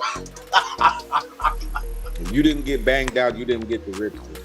Oh man, and this ain't the he let somebody else fuck her too. So it's a shit. Oh shit. Oh my bad. I need to keep up with these comments. Let me see. My nigga Sharon said she admitted in a book she wrote that she was a whore. Oh, that's what I'm saying. Either that he just can't. He don't know how to read, and he ain't read the book. So in the book, she made the she showed the list, or she just said she used to turn tricks. That nigga left his wife left him, Kim, I heard she was a boss bitch, to get with a worker. It said if he's living like that, he better know what it is. He definitely should have been put off. Yeah, he didn't handle his business. So you vote for a put off, Sherm. You get a put off, not a DP. That's a put off. Man, that nigga had all that shit on his face. I mean, I don't see how you can deny that shit. That's crazy. Suggest that they're just going on the platform. They don't necessarily like the 16. Well, now it's the platform that's got that stank on it. What? And everyone can smell it. It smells like pigs. It smells like disgusting. So people are worried about going on No Jumper for law enforcement reasons. I want to play a clip of Rio the Young OG. I suspect that this is the reason why he turns down No Jumper. Sounds in. No, I ain't doing no jumper interview. I ain't doing no. Damn, nigga, what's happened to the side of your face, nigga? Somebody put chicken grease on your shit, nigga. Somebody threw chicken grease on the side of your face. This nigga like a 35-year-old. His stuff is falling apart, bro, because he fucked with WACC. Yup. See that whole loose cannon thingy that happened in the front of his face and all that shit? All that shit is all WACC. He wouldn't fuck with WACC, he'd have been fucking just being at him. Yep. Now you got a label on you as Snitch Boy next to motherfucking Snitch Boy. Bro, like you gotta disassociate yourself from WACC, bro, and make you look like a snitch. Yep, that's a fact. He needs to just be like WACC the snitch and then move away from him. Well, he got a contract, but you know contracts can be broken or breached. You know what I'm saying? I think he already breached the contract, but I think Adam is scared, bro. I think he's scared of WACC. But I mean, even so, WACC, Adam has the upper hand. WACC is nobody really, so it's just it's not that. We now talking about influence now. It's right. Street talking now. Right. But see, with WACC, he doesn't have no influence on the streets. That nigga live on he's the influence internet. as in snitch. Oh yeah, definitely. Influence. You've now picked that up right there. You know. There you go. You're Los now Angeles shitty undercover. The snitch. Now you're shitty cuz you about to do a motherfucking Nipsey. You know. You mad. Everybody calling you a snitch. All right. That this is the reason why he turns down No Jumper. Sounds in. No, I ain't doing no jumper interview. I ain't doing no. So as you can see, it's becoming quite fashionable to not. He said dimples, nigga. It look like somebody threw some hot chicken grease on the nigga. Like he needs to pop that shit. He got a lot of build up. That's a lot of build up, right? A lot of dirt under them bumps, nigga. Yo, he got slapped with the ugly stick. Not go on No Jumper, and this is really triumphant. It's very inspiring because people are doing the right thing, and it makes me feel so good. So this next clip. Here's how I got my team to use Monday Sales CRM and actually like it. Let me start by saying it's going to be rapper KRXQ nephew. And he's going to walk off the show because there's too much dick and balls talk that's going on. There's too much gang talk. And this is what No Jumper is now. So people are walking off. I want to show you this. Rap in a vehicle with that signs from your brand, right? That's a high show of respect. It wasn't a rap. They actually had like monitors on the side of the vehicle. You out of here? All right. What happened, Nate? You just not into the gang talk? Oh. All right, enough. Much respect, player. Nah, nigga, y'all talking about dicks and shit. All that homo talk and shit. Nigga wanna hear that shit. Can't ask niggas. That was a powerful appearance. I'm gonna hit you after this. Okay.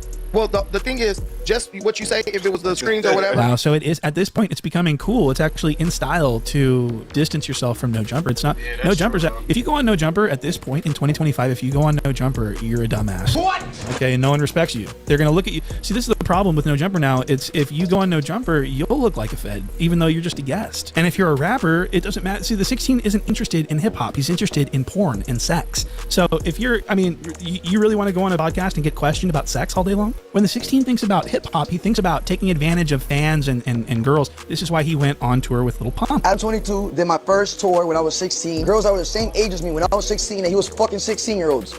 So he has a lot of allegations right now going against him, whatever, but that's karma, nigga. You keep talking shit about me, I'm gonna keep on putting you on blast, nigga, because you were fucking 16-year-olds with me, you little bitch. Don't fucking lie, nigga, and I got proof, nigga. I probably got videos on my phone that I can pull up, but I'm not gonna do it on stream. Whoa, so did you just hear how the 16 said hi to this little girl? He said, hi. That's flirting. Oh, boob touching. That's like kind of a thing. Kim just slapped the dude's ass too. We're getting deep. This is fucked up. She's not wearing a bra. And she's blatantly not of age either, Kim. And she's blatantly not of age either, Kim. She's blatantly not of age either. Dude, they paid for the meet and greet. Hey, Lil Pump's a gynecologist, little known fact. Hey. Aesthetic! For the block on that too. We made a porno. Hey, do they really look 16 to y'all though? She's blatantly not of age either, Kim. She might be 11. Blatantly not of age. She look 11. Age either. Dude, they paid for the meet and greet. 16, they was busting it out at 13, 14. I mean, they do not dress like 16-year-olds, though. Their homegirl with the cut-off pants and shit. Shit out. This bra, she got her legs wide open. She gave up that kitty cat. Hey, Lil Pump's a gynecologist, little known fact. Hey, aesthetic! That's for the blog thumbnail too. We made a porno.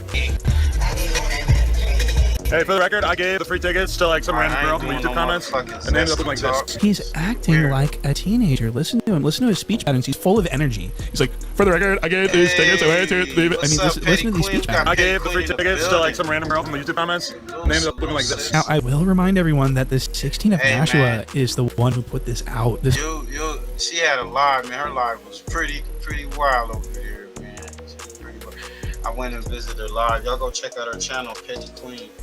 You know, if y'all into like the Mo 3 sector and everything, they was over there getting they cap on with niggas back and forth. Salute to her. It was a pretty thick live, and she was up, y'all. You was up late. You was up late. I was like, damn, I gotta go to sleep. All right, get up early. I was gonna check it out a little longer, but I just couldn't stay up. Salute to her, man. Make sure y'all go check out her lives. He did this. He edited this together. He included all the flirting of all the teenage girls. This is from him, okay? It's some random girl from the YouTube comments, and they ended up looking like this. That's like when you're on the Price Right and you spin the wheel and you hit the fucking 100. So wait, what are you guys' names? Saria and Spine. And I'm Alex. Right, okay. Got it. Hey! They got mine. Mine's Alex. Hey, Alex. Please have a seat. I mean, looking at this footage, you really have to start to wonder what's going through the mind of this cuck.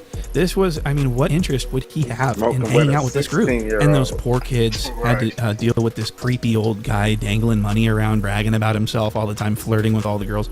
Imagine having to deal with that. That would have sucked. I'm so glad that I didn't have to deal with that. Fucking girls my age. Comfort zone, yeah, I'm gonna have to pull was up. Fucking girls. I was the same age as me when I was 16. Like, what's wrong with you, bro? I ain't gonna even lie. I'm not a like I don't cap back. I don't shoot back and forth like disrespecting people. Like I gotta really be. We gotta really be having a problem with shit. Y'all do it well. They be like talking. They be playing the dozens. You know, but sometimes a nigga say the wrong thing, nigga, and I can't reach out and fuck you up. So it's like I just sit back and listen and shit, laugh. He said ran for 5 hours. God damn, you was on coffee.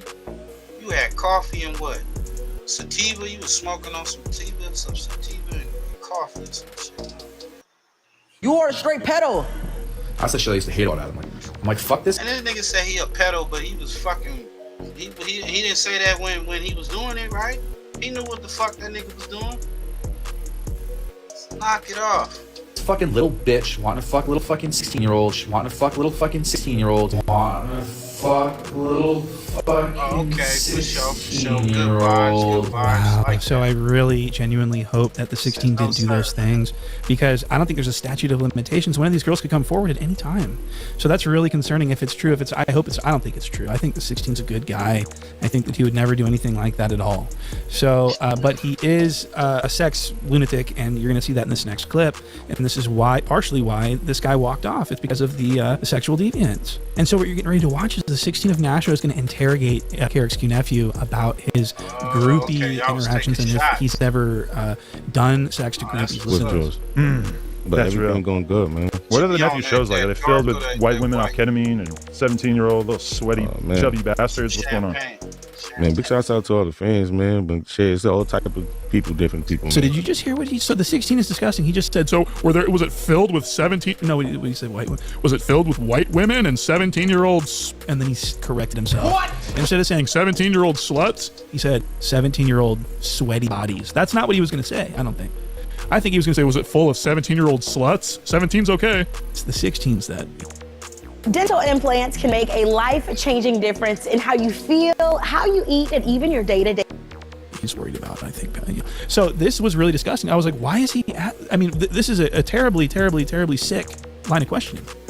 Please get help, and let's move on to this next little piece that I've got. This business that Lush has been getting into is pretty serious. And so I want to explain this. So Lush, one, got recently suspended from his job at No Jumper for inviting a bunch of Crips. Well, actually, he only invited a couple of Crips, but they invited a couple of Crips. And then all of a sudden, it snowballed into this giant 35-man pack of Crips that all showed up to No Jumper. And it turns out Lush didn't have the authority to invite them. And so they got rejected at the door of No Jumper, and they were not permitted to enter, and they got really mad at Lush. They made him cry. What? He was crying real tears. He was saying, look, fool, like, I didn't even know that this wasn't, like, fool, I'm just trying to put on for my set. You feel me? And he was crying. And you know what I mean? So, and I think that he just felt real bad that he was about to get beat up for trying to do something nice. That's why he was crying. So, and then what happened was after they were, all these Crips got rejected from entry, Travis Ford banned No. Yo, that nigga was crying, man. Tear fall on his shirt. Like, man, they don't want me to hang no more. Did Travis and them, man, did y'all give him a DP? No Jumper from the city of Los Angeles, which I don't really know the ins and outs of that type of extortion, but he did, in fact, say that. So he banned No Jumper from, I mean, imagine being mad that you can't go on No Jumper. That's insane. And so for this next clip, we're going to see Lush, one, coming outside. The cops have been called. I believe Sassy Josh called the cops on these Crips, which is fucked up, by the way. They were invited there. You can call the cops on them. That's so messed up. No Jumper's a cop calling organization, I think.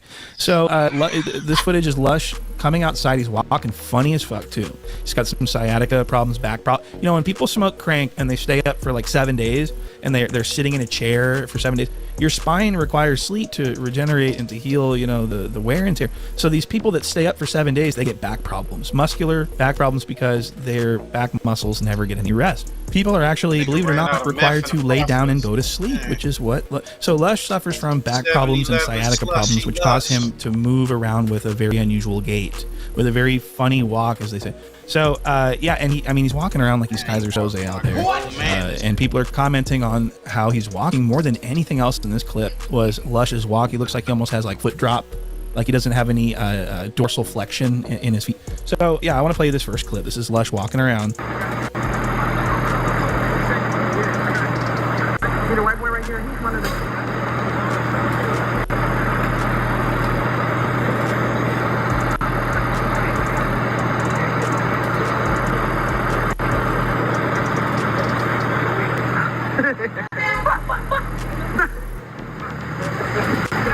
All right, so as you just witnessed, Lush comes out of the building and has a little conversation with Travis Ford out in the middle of the street. The cops are on scene, and Lush again is walking like a straight imp. He's got the he's walking like a gangsta. He's walking like a straight up G. He's walking with the gangster lean, as they used to call it. And this was the biggest story. Lush's walk was the biggest story out of this. And so, and people like Whack Three Fingers agree that Lush moves around like a gimp. I detected he had a handicap. Not an actual handicap, right? No, he's very smart. No. The way he walked, it looked like something was wrong with his leg. Well, it's probably just kind of out of shape. Nah, you understand what I'm saying? Something was going on. His leg is fucked up?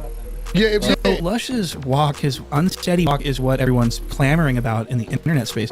And so this is what happened. And Lush and Travis Ford sort of meet in the middle of the street and have like this little powwow. And Lush, you could tell he's saying things like, "Nah, fool, I got you, fool. Like, you're my dog, fool, on Crip. I just gotta patch some things up around here. Just go down the street, fool, and just go hit up a dice game or something, fool, because it's hot around here, fool. You can't be." And he's like, you know, he's trying to keep it G, but also saying, "You guys gotta get the fuck out." And they didn't want to. too, because they all have on their Sunday best, their best clothes. They all got nice lineups, everything. They've been preparing all week to show up and look fly on No Jumper. They brought a fucking cake and everything else. So they're upset. But Luscian's like, nah, fool, it's bad, fool. You got to dip. I'm about to lose my fucking job. Fool, I've been up for 3 days. And so this nigga got suspended. He got suspended. I don't know what he thought to let the dude that came up there before and crackhead Eddie stole some merch. And then went back on there after this incident. He actually went back on there, apologized to Adam. It didn't matter. It was some crackhead shit, and WACC was throwing him under the bus. He was like, "Yeah, that's some East Side behavior." What are you talking about, man? I'm from the East Side, man. You talking about, man? We be crackheads when we out here stealing shit, 5-finger discount and shit, huh? That shit's some wild shit. Hey, let's get to this shit, man, with Diddy, man. Everybody been waiting on that shit, man. It's like this shit, man. This shit crazy. What y'all think, man? They throwing everything but the kitchen sink at Diddy. Graphic freak-offs images shown to Diddy jury. Court report details Cassidy Day 2 testimony. Let's get to it. Dress, and inside this courtroom on the 26th floor, there was intense testimony today by Cassie Ventura. She took the stand for a second day, walking into the court almost with a regal attitude, very pregnant, wearing a long form-fitting charcoal gray sweater dress with a black maxi coat over it and very high heels, which she just glided into the court, looking straight ahead, not looking at the side of the courtroom where the Combs family and some of the supporters who have shown up for Sean Diddy Combs were actually seated. So all throughout the day, the intensity kept building and building and ratcheting it up. Yesterday, we learned how she met Sean Diddy Combs. We learned of the early days of their relationship, of how she knew him for a while. He gave her a record deal, and then it became a personal relationship, which quickly devolved into these freak-offs, these sessions where she would be hiring male escorts to have sex with her while Sean Diddy Combs allegedly watched from another part of the room or the hotel suite that they happened to be at. Well, so yesterday, it was basically a young criminal. naive. She was talking about when she was 9. What? It's not criminal. The actual freak-offs or what? The things that I be wanting to hear is like, okay, Diddy used illegal substance in the baby oil and made people, fall unconscious. I mean, it's too much story about bananas in the butthole type shit, bro. And it's like, it's not on the fucking content. Like, nigga, this nigga had baby oil that had some fucking horse tranquilizer in it to where when you rubbed it on your ass, you fucking felt sleepy. Like the GB, whatever they call it. Motherfuckers should be talking about that, bro. It's like, now everybody want to know, where did he put the banana in you at? This shit is fucking crazy right now. Yeah. It's like it's the facts are not facts. Like this is not criminal for him telling you to be having sex with someone. You can say no.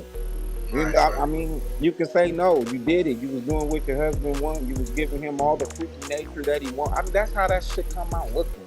You know what I'm saying? You should be talking about, look, he kicked me in my head. I don't care about the banana in my ass. He kicked me in the fucking head. You should be talking about that shit. Bro. I mean, this is only day 2. It should have been day 1, nigga. Like, it should have been day 1. Motherfucking met, nigga. Like, we want to build up what's going on at the freak off. Everybody wanted to have some freaky sex. You were able to sleep with somebody who was of your imagination at the freaky Diddy party. Right. I mean, like that nigga was that nigga Dave Chappelle. He was like, I seen everybody, and I realized I'm ugly because I wasn't invited to the Diddy party. Freak offs. It's some of the people, some of the witnesses do get detailed, but I heard one dude sat and said that Cassie was in control. He said she told me to pee on him. like from him to pee on her. He was like, no, she was in control. That was no Diddy or nothing like that. Like, she's in control and everything. So it's just crazy to sit up there and be like, you didn't like it. You just had all these guys up in you and doing not one bit of it. You did. You like the freaky shit. You like the freaky until the nigga kicked you in your head. Until you start doing motherfucking crazy shit. I get it, bro. Like, I think he pressed the issue too much. He treated her as a sex slave or a rag doll in a sense, but she said she was 19 when she got with him because they asked her why she didn't leave, and she felt that she was trapped. When she tried to leave, he followed her. He sent his bodyguards at her. man, do you know what? If you would have just went to the popo, and then like, look, I'm trying to get the dude and put a restraining on her, that dude would have left you so quick because he's scared of police. I mean, you wouldn't have had no music career. You wouldn't have been all what you are right now. Right. You know, this is the part where I be having a problem with. Like, I'm not excluding the pain she went through. Right. I'm simply saying that there's a moment when you had a chance to leave, and you're not really saying the bottom line that you didn't want to give up your career. Like, I'll rock with you if you just admit I hung in there because I didn't want to start over. You know what I'm saying? You can't be like, he sent his bodyguards. What is the police then? Aren't they bodyguards? I mean, like, I don't know, bro. I mean, like I said, her only downfall would have been is you're out the game. There's no more money. I'm going to blackball you. Right. That's what have happened, you know? But you stay, and now you get in that shit. Said his sexual desires ain't criminal. If nobody's being forced or drugged involuntarily, is what he's saying. Of course. Just being real, bro. I mean, like, I put like this: if they put the Diddy oil on you and it had the horse tranquilizer, that's criminal. Because that's the reason why you woke up in pain and don't know why you hurting. See, I'm with you on that. That's criminal. Let's get him.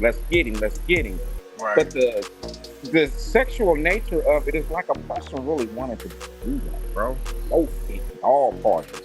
She said that they had sex multiple times a week, 4 times a week, or something like that. It's a lot of testimony. I think they really going off this video right now. They going off the video. The video is, very damaging. I'm just saying, they supposed to have some kids. Right. That's damaging. That's damaging. It's not damaging to do the nasty to some other men. It just shows you how nasty you is. Like, it's not criminal. Okay, you're going to be in trouble with God because you slept with another man, but that's not criminal in no court or anything like that. It just shows you a nasty person. Where's the damn kids, bro? There's supposed to be some kids there. Why ain't Justin Bieber up there? Because he was a kid getting done in. And that's when you got like some real meat on the damn paper. Well, we're going to see. He may have to testify. He ain't going to testify, bro. He live in Canada. I know one of the bodyguards that may testify. That nigga hiding in Canada. This nigga like, no, I don't want to relive that. I'm good, nigga. I'm Canadian today, nigga. That's my past life. I done found God, man. What you talking about? You know what I'm saying? I'm a fisherman. I grew out my beard. I'm not Justin Bieber no more. I'm just Bieber. I'm just Justin. That's my name. That's Justin over there. That's 19 real when she shit. was 20 years old, 21. A young, naive woman meeting the superstar who was at the height of his power, at the height of his fame, and that how she just became involved in these freak-offs, not so much because she wanted to herself, but because she wanted to please him. She wanted to make him happy. And then gradually, but very steadily and very at a rapid pace, she found there you go. There you go. So look. She wanted to please him. You played with fire, and that nigga was motherfucking gasoline. You had every chance to bone out. The truth is, you like that life. You liked all the jewelry. You liked all that shit. The lifestyle. The lifestyle until he started harming you. You know, you need to get on the stand and say that. I'm not even standing up for Diddy. I hate when people make it seem like he made me have sex. No, he didn't. You liked it. You liked it. She was with him for what, 10 years? Bro, come on. You couldn't run. There's no place on earth. You couldn't go to Ghana and get some backup by some buff dudes. I don't know. She ain't had no brothers, no big brothers, no uncles.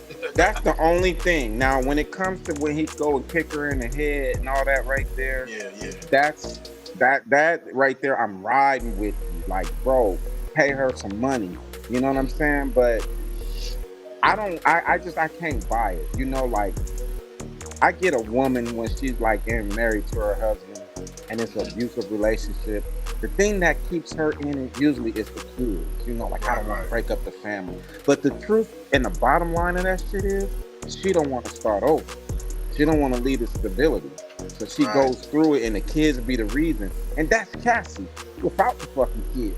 Like, nigga, you don't want to give up the stability. That's the honest truth why you stuck in it so long and went through so damn much. It's a lot of stability to give up. That nigga rich. Billionaire. You didn't want to give up that. That lifestyle was just too much. It was just too attracting. And she got used to the lifestyle. Now she's married with the dance teacher or something. I think that's what he is. And I know he ain't definitely got no money like that. They said he was in the courtroom, but he ended up leaving the courtroom when she got on the stand and got real graphic and something. Yeah, I couldn't deal with that, bro. You kissing on this girl, and the stripper man was like, she opened her mouth up. I put a gallon in her mouth. You know? Right. It was concentrated pee. Yeah. I was like, yo, what the hell? As a matter of fact, bro, we got the day and night video of that. They made a cartoon on that, y'all. They made a damn funny cartoon. That's some shit, bro. I couldn't even sit in there. I'd be like, damn, baby. Here's the Listerine. I know you watched this. After hearing that, your mouth just got dirty all over again. Like, yeah, I need you to gargle on this one. They were saying that the dude was like trying his best to, like, they was like, yo, nah, don't pee like that. We want you to pee like this. I guess he wasn't peeing right or whatever. He wasn't peeing right. We need you to pee where it's arced like a rainbow.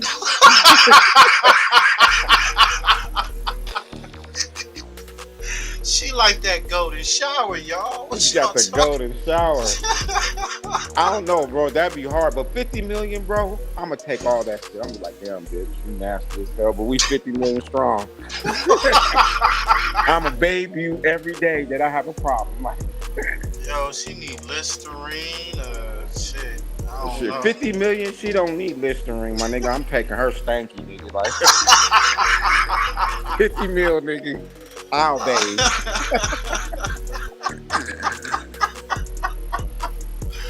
Oh man! If he's smart, I wouldn't kiss her. I'm kissing everything, bro. You kissing I'm 50 mil, my nigga. 50 mil, nigga. I'm retired, nigga. 50 mil. It's skin. It's skin. Come on, man. You kissing that pussy mouth. Hey, it's not a doggy. It's skin, nigga. 50 mil. 50 mil pissy mouth. 50 mil, nigga. She's like, bitch, you got 50 mil. That nigga, you gonna drink her bath water, nigga. That's what's gonna happen, nigga. You gonna drink her afterbirth. 50 mil. Oh shit. Don't turn into Biggie Smalls. This so look good on your daddy. Come on, man. Out that if she did not participate in these freak-offs, he would get angry with her, and then she said there were beatings allegedly, and that he would also punish her by taking her electronics away. So today we basically picked up in the middle of their relationship. She's describing it, how he's becoming more controlling. They showed evidence in court, photographs of Cassie with bruises on various parts of her body, a big gash over her eye where she says she was shoved into the headboard of a bed at one of the hotels after one of these freak-offs, and then also the emotional toll that these freak-offs were taking on her. She wasn't able to pursue the music career that she had been promised and she had wanted to do early on. And she was also talking about the emotional toll on her. She wanted to have a one-on-one relationship with Sean Diddy Combs, and she said she was starting to feel that all he wanted her for was these freak-offs, which he would verbally assure her that was not the case. But she said they were happening at the rate of about 1 a week, sometimes lasting from 1 to as many as 4 days. They were drug-fueled. She was taking ecstasy. They were taking cocaine. They were taking mushrooms. And then to come down on it, what she revealed today was that she developed an opiate addiction. She was taking opioids in order to calm herself down, and also to numb herself. And she said that. Yo, they got a cartoon out, man. Let's get it, man. Diddy speaks out after the trial. Day here at federal court, Stephen, Natasha. A lot is on the line for Sean Diddy Combs in this federal sex trafficking and racketeering case. If he's found not guilty, he walks out of the MDC a free man. If he is found guilty, he's looking at the possibility of spending the rest of his life behind bars. Yo, this Sean Diddy Combs, aka the dealer, aka Baby Oil King. You know what I'm saying, Daddy? Yeah, this trial day, and I'm out here. Well, technically, I'm in here still, locked in, no bail, no baby oil, no $500 haircuts, no black dye for the head or the beard. Now, several dozen prospective jurors were questioned today by Judge Arun Subramanian as the jury selection process got underway in full force. Now, everyone being considered this week was part of an original group, 700 potential jurors who filled out questionnaires and they weeded through that number last week. Many were disqualified. So today, Sean Diddy Combs was in court wearing his court-authorized new trial uniform, which was a white shirt, a black sweater, black pants, sitting there, and glasses, paying very close attention to every single word that these potential jurors were saying, as well as what the judge was saying. You know what I'm saying? Just my great funky ass rotting away in his jail cell. But I'm holding my head up as much as possible, Daddy. It's tough though, you know? They only let me eat prison food, even though I insisted that they let me hire my personal chef to cook the meals for the whole prison, including me. But you know, me being a black man, they turned that down, just like they turned down my $50 million bail I offered up. Even though they let the man Michael Jeffries from Abercrombie out on bail. You know what I mean? He put more holes on his private jets than I did, flying them all over the world. But you know, that's not the here or there. You know what I'm saying, Daddy? Even though the world bought me hate, I'm still brother love in the end. You know what I'm saying?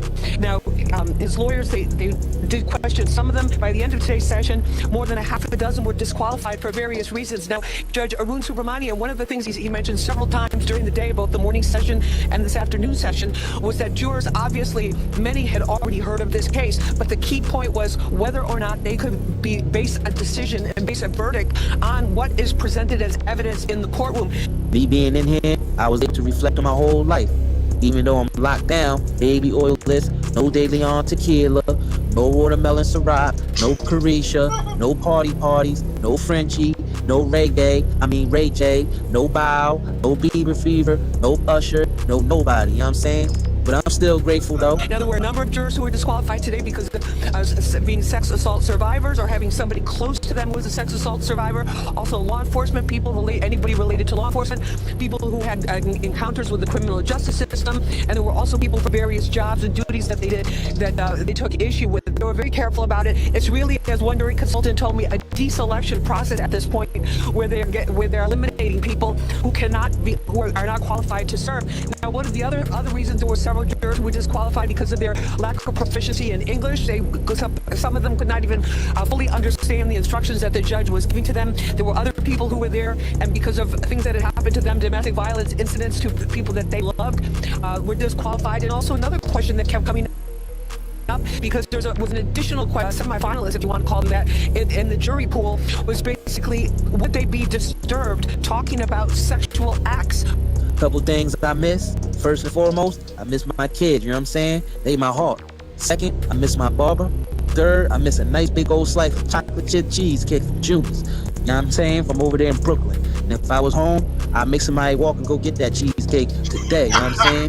Like, go get that, you know what I'm saying? So I can take that. I just want my fans to know I love y'all. And even though I'm in here, I can still feel y'all support and love, you know what I'm saying? All I ask for is your prayers and continued support.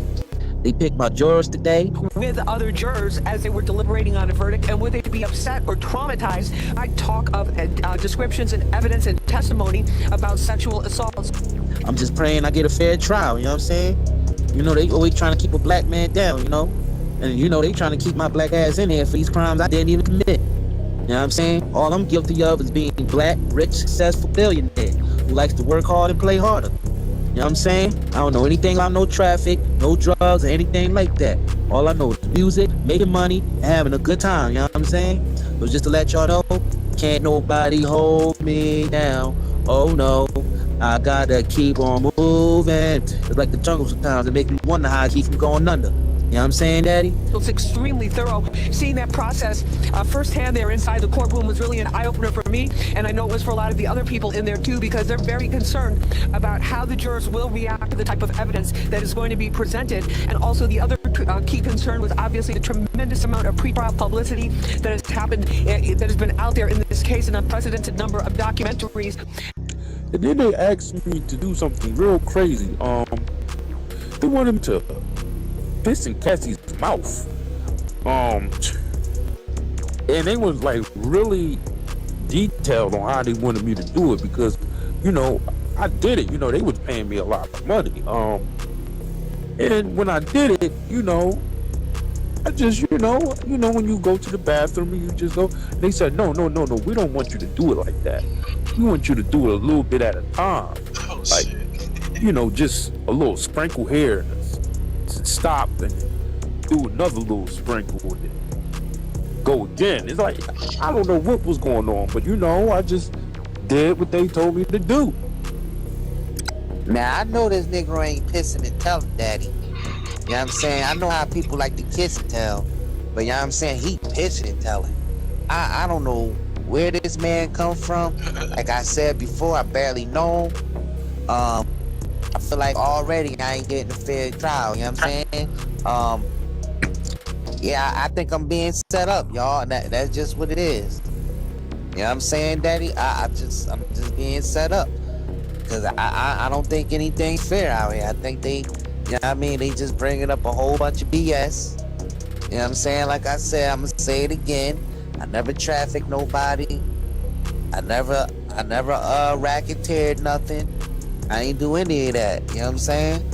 And I'm innocent. I'm going to maintain my innocence, because that's what I am. You know what I'm saying? Male escort. Daniel Phillip testified he was paid to have sex with Cassie Ventura several times in front of Combs, and claiming he saw Combs get violent towards Ventura. It came out of nowhere. He told the jury, "I was terrified." It was after he received the phone call. I guess one of his business deals fell through, and when he got off the phone, man, he changed. It's like he became a different person. It's like he became the devil himself. He started using profanity and getting violent with Cassie and throwing things around the room. It scared the hell out of me. I didn't know what to do. I was too scared to leave or stay. Here we go again, Daddy. Faison No Love, lying on a Negro again. Hey, that's Night and Day Cartoons, man, network, man. Y'all go check that out for some laughs and shit. The video that's been seen all around the world, they released a full video. We ain't gonna play that full video, but this is what got her that 50 mil.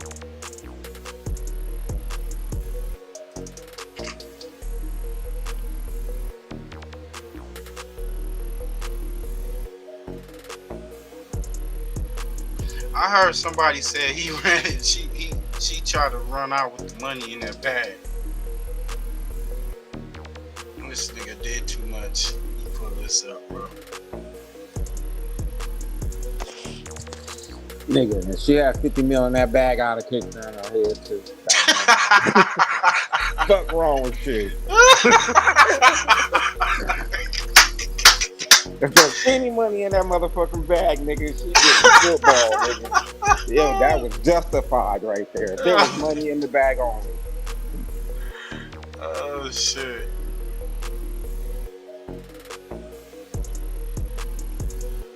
Yo, she took that abuse. She probably was high right there, homie. She didn't feel that field goal kick. Are you calling the man on me? Nigga, I'm Gideon Roman motherfucking Kyle, nigga. Yeah, that he pointed at himself. Like, you calling him on me?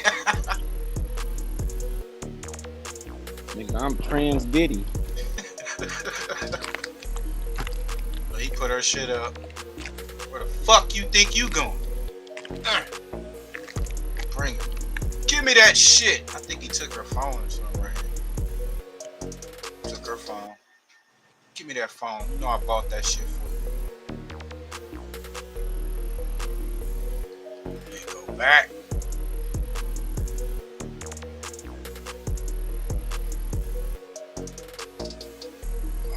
Do the vase at it.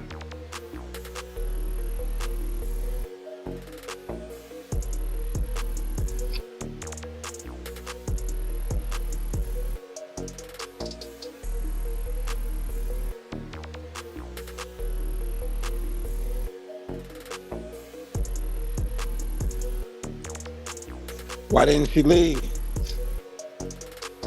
Yeah, I think they was at some hotel. I don't know. She probably No, had why her didn't money. she leave? Why didn't she hit the She could have elevator? left it then. Huh? That was in 2016, yo. Let's leave. This is a chance to leave. What? Why are you talking? I'd have been hitting the elevator button. She did hit the elevator button. But yeah, that's when he came and yanked her, pulled her off.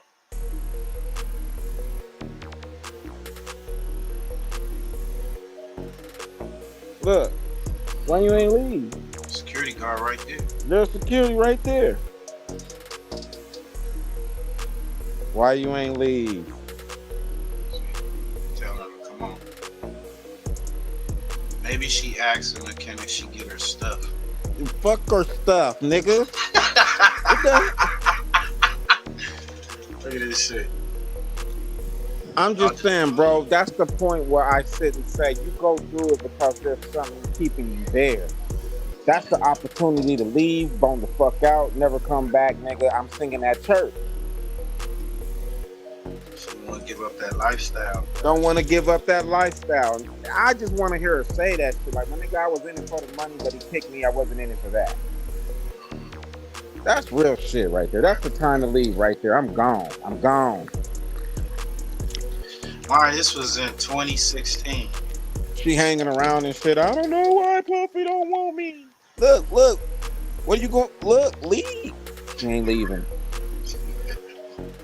See? He's leaving. Yeah, he like, all right. Look, man. he's leaving. He about to come to be like, yeah. But she ain't leaving. It's under control. You good, Mr. Combs?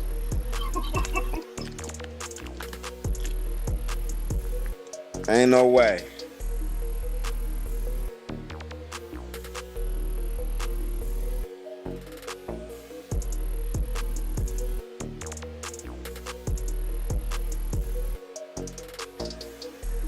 Okay.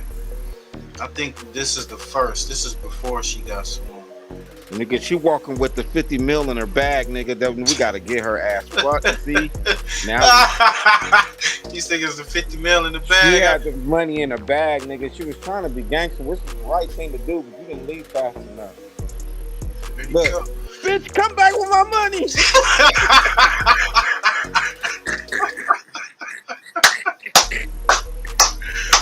Oh shit, yo! Hey, women out there, we're not insensitive. We just Get your ass back here. You done lost your goddamn mind taking my money. What the hell? Where you going with my money? Get your ass. You can leave. Don't leave with my god. Look, wife. Look, she could have stayed gone, nigga. She come back for the money. She came back with the bag. Look. He's astonished. This bitch tried to steal my 50 mil. This nigga, man, this is crazy.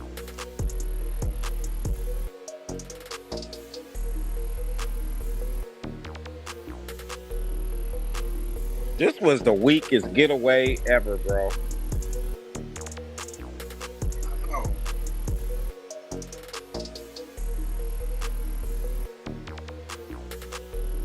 Now it looked like he got the bag because he ain't got the bag in his hand. Nah, I told her right there. You gonna steal that money? Come on back in here and I'll give you some. There you go. You got the I'll give you some. You come back here. got the bag. There has to be something valuable in there. Yeah. Cause I mean, But she go back for the clothes. Look. He left. Why didn't she leave? Why didn't she leave? Huh? She in there boo-hooing. Look, you allow this nigga to come back. Oh, God. There's no stairs for you to hit. That's a hotel, man. Look all up there. I don't give a damn. Come on, bro. man. It's like some elevators around there. Man, I'm trying to tell you, I ain't sitting up there getting punched on in the laundry room. This is just like, look, he took the phone. Okay, so this is the outside. This is when she tried to leave and then he took the phone from her over there because he got the phone in her hand. she don't need no phone to leave. You nigga just hit the elevator. Yeah. I told you, bitch, you ain't gonna do nothing without me. I'm Diddy. For the love. I done took that nigga towel and popped him in the ass with it.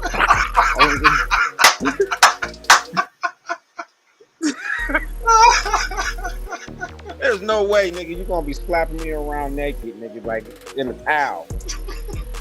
I'm pulling the towel off you and shit, make you busy. Right. Oh, you want some more? Oh, you about to call the police? Yeah, man, y'all can see the rest of that, man. That shit crazy. That's they released the full video. She had a chance to leave, man. Bro, she ain't trying to leave. She wasn't trying to leave. It just didn't seem like She like that lifestyle. You know what I'm saying? Just take a couple, 4 or 5 of them to the head. But hey, it was worth it at the end of the day. She got 50 mil, bro. She got 50 mil. Ain't nobody, it's only a couple ways you getting rich in this world. Somebody dying, you hit the lotto, you got in an accident, they got kicked in the head, it falls underneath the accident. Rob somebody. Hey, there's only so many ways you getting rich in this world, so she found one. She had to take that abuse. Hey, we gonna get into this, man. The Botch Bbls, man. What's her name? Cardi B did a show, I think, at Coachella, and her fans and people said that her booty was looking terrible. Her BBL was looking terrible. It was saggy and shit. Saggy. Looked like an upside down potato and shit. What's going on? Bro, but that's true, man. All they got fix it flat in their ass, bro. Leave that motherfucker up. Fix it flat. Hey, well, here we go.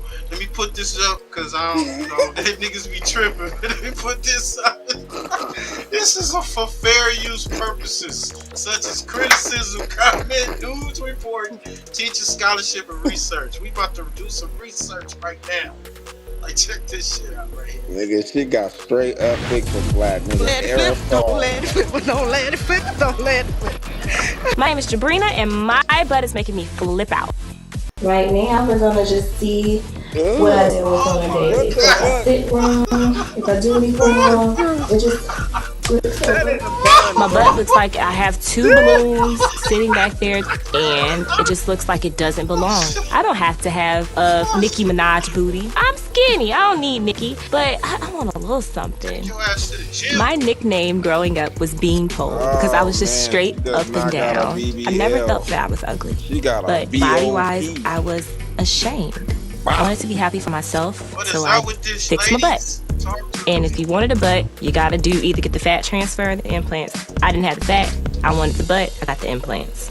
2 weeks after surgery, the swelling started to kind of go down, and you could see the implant kind of on the side. It was like a crease, but about a month and a half later, implants.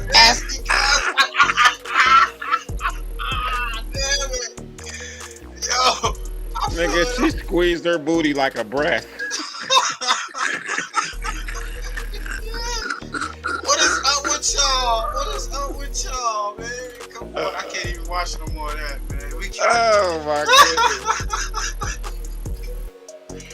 Oh man, her booty looked utterly sad, bro. Oh, that was terrible. It had a sad face.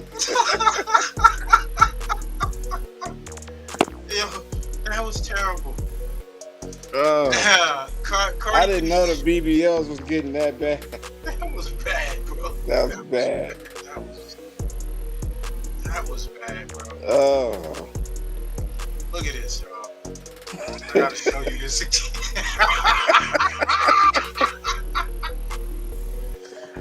Oh my God. Stop it. Why? What in the world? Why? You can't even fix that, bro. How you fix it? It looked like a big pimple ass. Like, hey, so Cardi B did the Coachella, and they were saying her ass was dropping. Cardi B's Coachella performance about BBL. Is it starting to leak? And I'm hearing that these BBLs be stinking. I mean, stinking. it's fixed and flat. I'm trying to tell you. Fixed to flat, right? And what I'm hearing is the women is getting it so big that it's hard for them to get back there and get all that fecal matter. And then the fact that it doesn't really have no nerves in there, so you can't probably feel. This is what I'm hearing. I don't know if it's true, but you can't really feel if you're done or not. I don't know. I mean, if you're clean or not. I don't know. I heard a girl, she was like, I'm gonna get a big butt, bigger booty, and I'm gonna need somebody to come that can be my man and he can wipe my ass for me. Mm-hmm. What the hell? She got a BVD.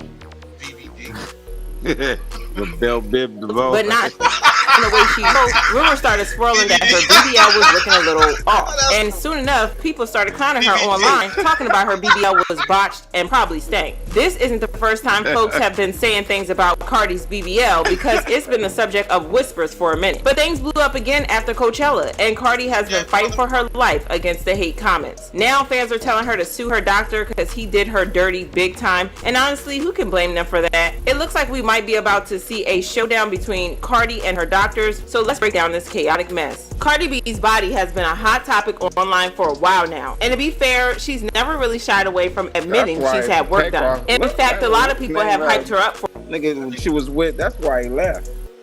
Yo, this is Kiki's team. Offset.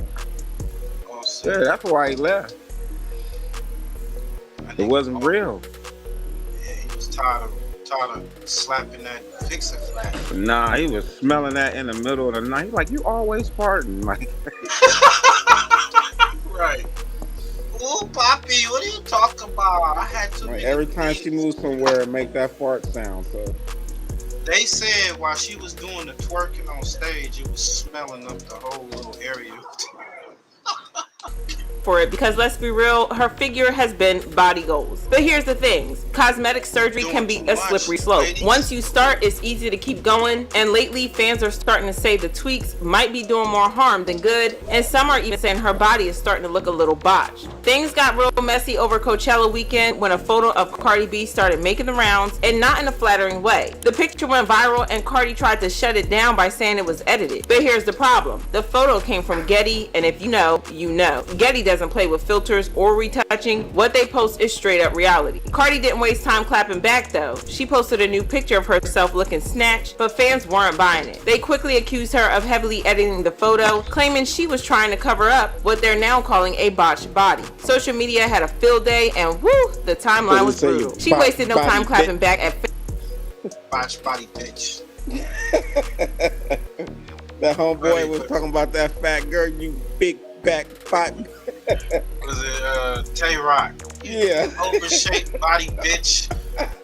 You BBL body bounce bitch. BBL body bitch. Yo, the comments is saying, I adore Cardi, but she really needs to reduce her BBL. It doesn't look good. Cardi B's or Cardi's BBL is terrible. Bro, can you reduce your BBL? I don't know. That's weird. I don't know. I guess you could take a little bit of the fix it flat out. You know what I'm saying? I mean, you have there's some ladies. I think they arrested her, but she was putting cement in her ass. Oh damn! Like liquid cement. Like, what the fuck are you thinking? And woo, the timeline was brutal. She wasted no time clapping back at fans coming for her BBL, and in true Cardi fashion, she didn't hold back. She hit back with insults, calling her critics ugly, broke, and basically irrelevant. Classic Cardi. It's always you stupid weak bitches. It's never the bad. It's never the bad bitch. You know what it is? It's never the bad bitch, and it's never the trans bitch. The cunt trans. The cunt trans always fuck. The bad fucks with it. The money fuck. It's always you bad Bill, angry, jealous, and it's always you funky, ugly country butch queens that don't got no style. What's wrong with the country chicks, homie? The butch queens that get it. Yeah, them country girls got real. They really corn-fed ass chicks. They really got a real butt. Y'all be wanting might them even type look of like booties. that DEI statue in New York.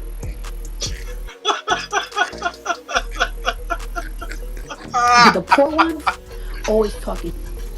These days, plastic surgery is basically a rite of passage in Hollywood. Tons of celebrities have gone under the knife or had something tweaked, but you never guess it based on what they say. Most of them act like it's all thanks to some revolutionary contour routine, a new clean eating phase, or going vegan. Like that alone can snatch a waist or build a whole new face. I'm not naming names, but let's keep it cute. Some of these glow-ups are given surgeon's table, not spinach smoothies and Pilates. Now Cardi B, she's a whole different vibe. While most celebs act like their new face just blossomed overnight, Cardi's been real from the jump. She's openly admitted to getting work done, talked about her surgeries without shame, and even told fans to really think twice before going under the knife. But lately, I'm a terrible note taker. My notes look like doctor's handwriting mixed with abstract art. the conversation online has started to shift. Some fans are noticing that her look keeps evolving and not always in a good way. There's growing chatter that all the tweaks and touch-ups might be catching up to her, and some are wondering if she's going a little too far this time around. Cardi doesn't really speak on it much these days, but if you've been following her from the beginning, you know her journey with plastic surgery goes way beyond just trying to look good for the gram. A lot of it stems from how she grew up and the beauty standards she was surrounded by. In her world, being thick wasn't just popular, it was the goal. Big hips, a full chest, a snatched waist, that hourglass figure was but the ladies, y'all let me know. I mean, wasn't Cardi B, she was an okay type sized woman, man. No, she wasn't. No, she wasn't. No, she wasn't. No, she wasn't. She No, wasn't she wasn't. skinny? That's just like Nicki Minaj. No, she wasn't. No, she wasn't. No, she wasn't. No, she No, she wasn't. So No, she wasn't. needed that. You saying She needed that. Nicki had no breasts, had no ass, bro. Man, that girl looked like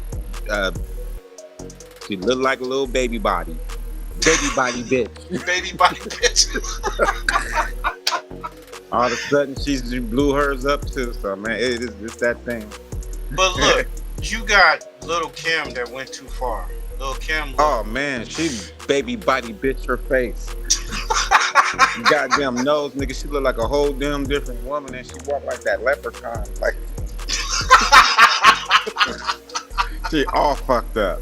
Oh man, what's going on? We got what's going on? We got all these celebrities doing so much to try to perfect their bodies and shit. You know, I don't know. I think they be going overboard, man. We got remember homegirl New York from Flavor of Love? She changed her body herself completely. She don't even look the same. And then we got Vivica Fox. I'm hearing rumor is that she screamed loud as hell after her Botch BBL exploded. Like, wow. Let's get to that. Struggle, a battle with the impossible beauty standards of Hollywood. Recently, Vivica made a shocking revelation that has left fans speechless. She allegedly underwent a Brazilian butt lift BBL, but the results were far from what she expected. Instead of the perfect curves, she found herself dealing with painful complications, regrets, and a heartbreaking reality that many women face after going under the knife. Once a symbol of confidence, Vivica is now the face of the dark side of cosmetic surgery. In an emotional confession, she opened up about the physical and emotional toll of her botched procedure, sparking conversations about the dangers of chasing perfection. What went wrong? What pushed Vivica to take such a risky step? This is the untold story 50 of let her Vivica go. Fox's botched BBL and the painful truth behind Hollywood's She's trying to obsession win with 50 beauty. back. In the last decade, Brazilian butt lifts, BBLs, have taken over the beauty industry.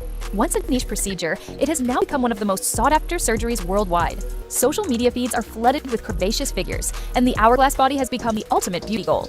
But at what cost? The rise of BBLs can largely be credited to celebrities and influencers who have redefined beauty standards. Stars like Kim Kardashian, Nicki Minaj, and Cardi B have been rumored to undergo the procedure, fueling a global obsession with bigger curves. Even non-celebrities are feeling the pressure, as filters and Photoshop make unrealistic bodies seem natural. But behind the glamorous results, BBLs come with terrifying risks. Studies show that the death rate for this procedure is nearly 1 in 3,000, making it the deadliest cosmetic surgery in the world. Fat embolisms, infections, and botched results have led to permanent damage, disfigurement, and even death. Vivica Fox is now among the women who have faced the darker side of this trend.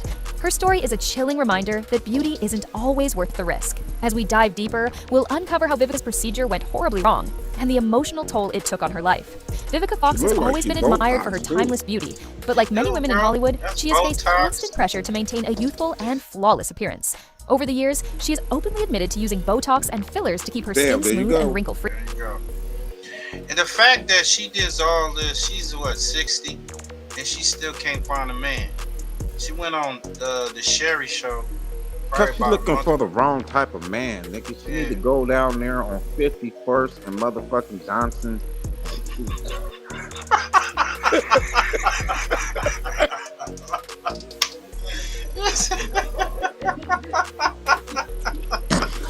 Rumors also swirl about possible breast implants and other cosmetic procedures, all in an effort to meet the industry's impossible beauty standards. As Vivica's appearance began, The church. She don't want no church, boy. You get a nice clean man. There's a man, nigga. She does not want that, bro. Her, the girl Diamond or whatever, they all want a man that they basically want a servant. They want a servant that they can, I guess, fuck from time to time, keep them happy. And you gotta think, what young guy wanna fuck with a 60-year-old woman? All right, that's a bunch of YNs. If the money is there, that's a bunch of YNs. Well, yeah, if the money's there, of course. If the money's there, it's a bunch of YNs. Yep. Well, we got They'll pick her booty up while she walks. Look.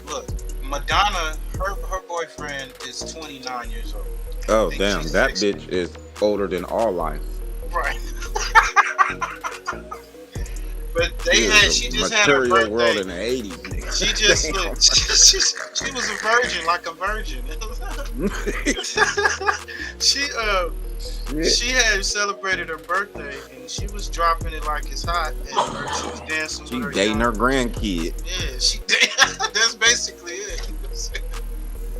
and to change, fans had mixed reactions. Some praised her for embracing self-care and confidence, while others criticized her for looking too different.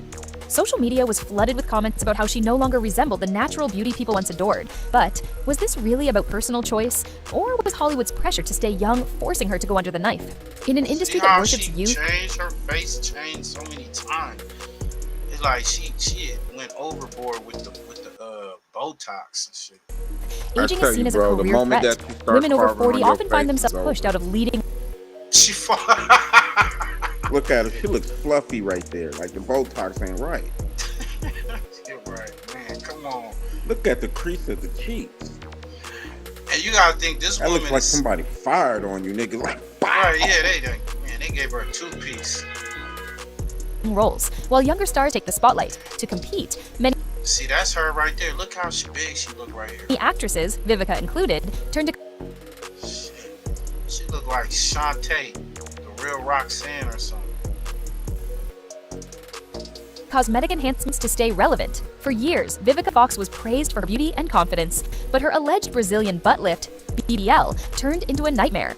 Instead of enhancing her curves, the procedure reportedly left her with complications, uneven results, and emotional distress. While Vivica has not publicly confirmed the surgery, fans quickly She got her ass noticed Somalia. Somalia ass, nigga. Faggy ass. In the back of a hut, huh? They was in a hut. She had a Somali ass. I'm trying to tell you. She was using what? Some snake skin oil, skin oil, some shit. Voodoo. She had some witch doctor remedy, huh? Shape her ass. changes in her appearance, sparking intense speculation. See, look at her face. Her face changes up and down. Damn. And sometimes, And bro, photos that and be videos- making you look tough in the face, like she was looking mannish over there. As Vivica's alleged botched BBL surfaced online, social media erupted.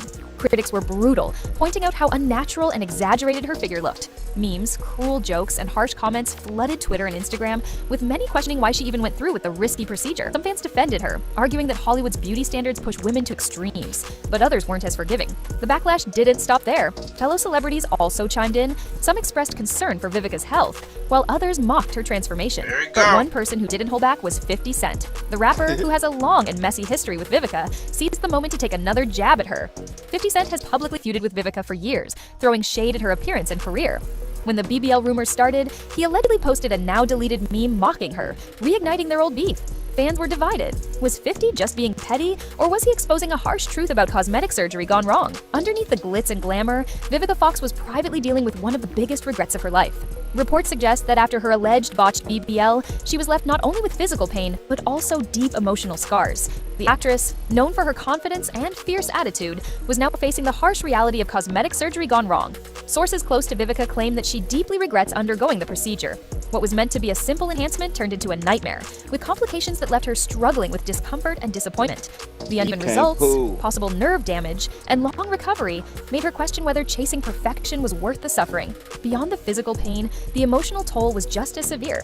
As someone constantly in the public eye, Vivica had to deal with relentless criticism and online mockery. The once self-assured star now felt insecure and embarrassed, a painful contrast to the powerful woman she had always been.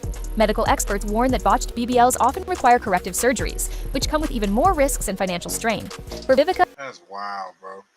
Doing all this just to look good. Check out Tiffany, aka New York. Nose is that my nose leaks a lot. So basically you're telling me it's called rhinorrhea. So you're saying, that's what it's called. And we'll examine, we'll take a peek. It's very sensitive to the air, and if it gets cold, I'm just leaking. So I'm hoping that the leaking will stop. Okay, so the perfect distance between the clavicles to the nipple is... Oh, wow. 21 centimeters. You are 32. So you're 11 centimeters lower than you should be. Tiffany's they need to previous reduce doctor her went neck too far. size. She has extremely large breast implants with very stretched out skin and a lot of droopiness. She's gonna need a lot of surgery. But I will tell you, the more I have to raise you, the greater the amount of tension around the implant. And the greater the amount of tension, the greater chance the scar will widen, and the greater the risk. This is not an easy case. Okay. This isn't vanity. This is a really significant breast deformity that needs correcting. I'm not gonna... So that's her surgery, but this is how she looked Man, now. how you have deformed breasts? This is how she looked now. That shit probably like a sad face. Now, the one on the left is how she looked, I guess, after that surgery. And she told him that she wanted her nose changed, so they changed her nose as well. Now, she looked like this now. It's on the right. Lose weight, and weight loss just doesn't look good on everyone, especially when it's a drastic amount of weight on someone who is... That's the new look. That's her new look, y'all. Wow. Cut all her nose off. not particularly big. But hey, you know how it goes. Whenever something new hits the market and all the celebrities start flocking to it, everyone follows behind them. And people have been taking these injections, even with the health risks that have been brought up about it lately. Even though I don't think it looks good, I'm glad that her self-esteem is still high and that she feels that it looks good. Because that's all that really matters. As long as she's happy with it, then hey, I guess we gotta be happy for her. This is how she looked back in the day. I didn't see nothing wrong with her back then, but I guess she had to look like a fucking, I don't know what the hell she looked like right here. Nigga, she cut a lot of meat off her nose. She wanted the Michael Jackson nose. She had a nose circumcision. Her nose got circumcised. Shit. That is crazy. What? That is wild though, bro. Like, and you gotta realize too, bro, she got all that makeup on. Take all that damn shit off. I don't know. I know. That makeup got 3 layers of color on her damn eyes. Color around her mouth. It looked like she even got white powder going in between her nose to her mouth. Look how the differential color, bro. Right. Just don't know who the hell this woman is. And then she gotta look up, like, cause eventually she gonna look like this.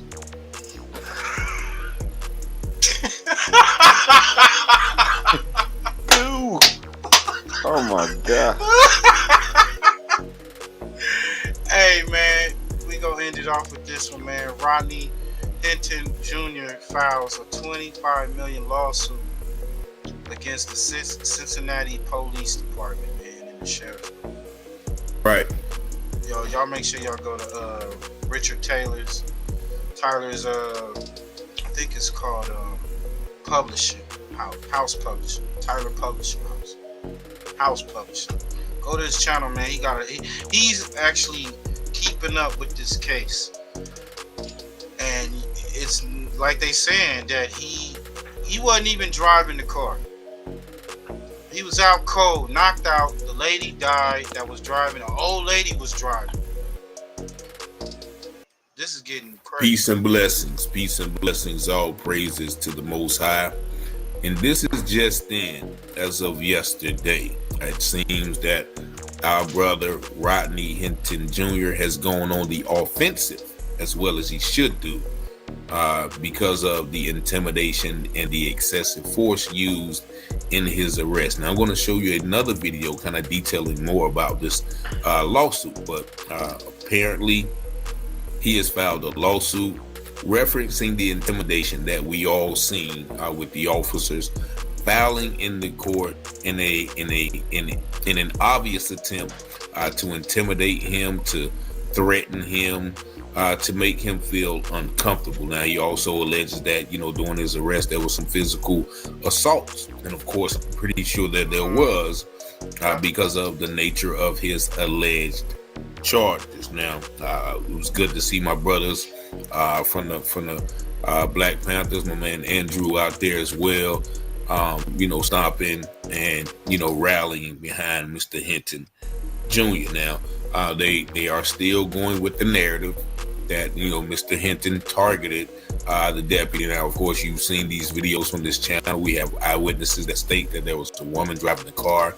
Several people have told me he was not the driver, and of course we have pointed out that there is no footage of this. Now the lady mentions the footage in her conversation with the news people, but once again I'm going to release some information later on today or tomorrow, which clearly shows that this information, as far as body cam footage of the particular accident, is being purposely withheld for the purpose of No one understands me. If I actually told people how I'm feeling, they would think of me differently. That is a lie that I told myself whenever I was going. Painting or focusing the attention on Rodney Hinton, rather as the man said, the catalyst.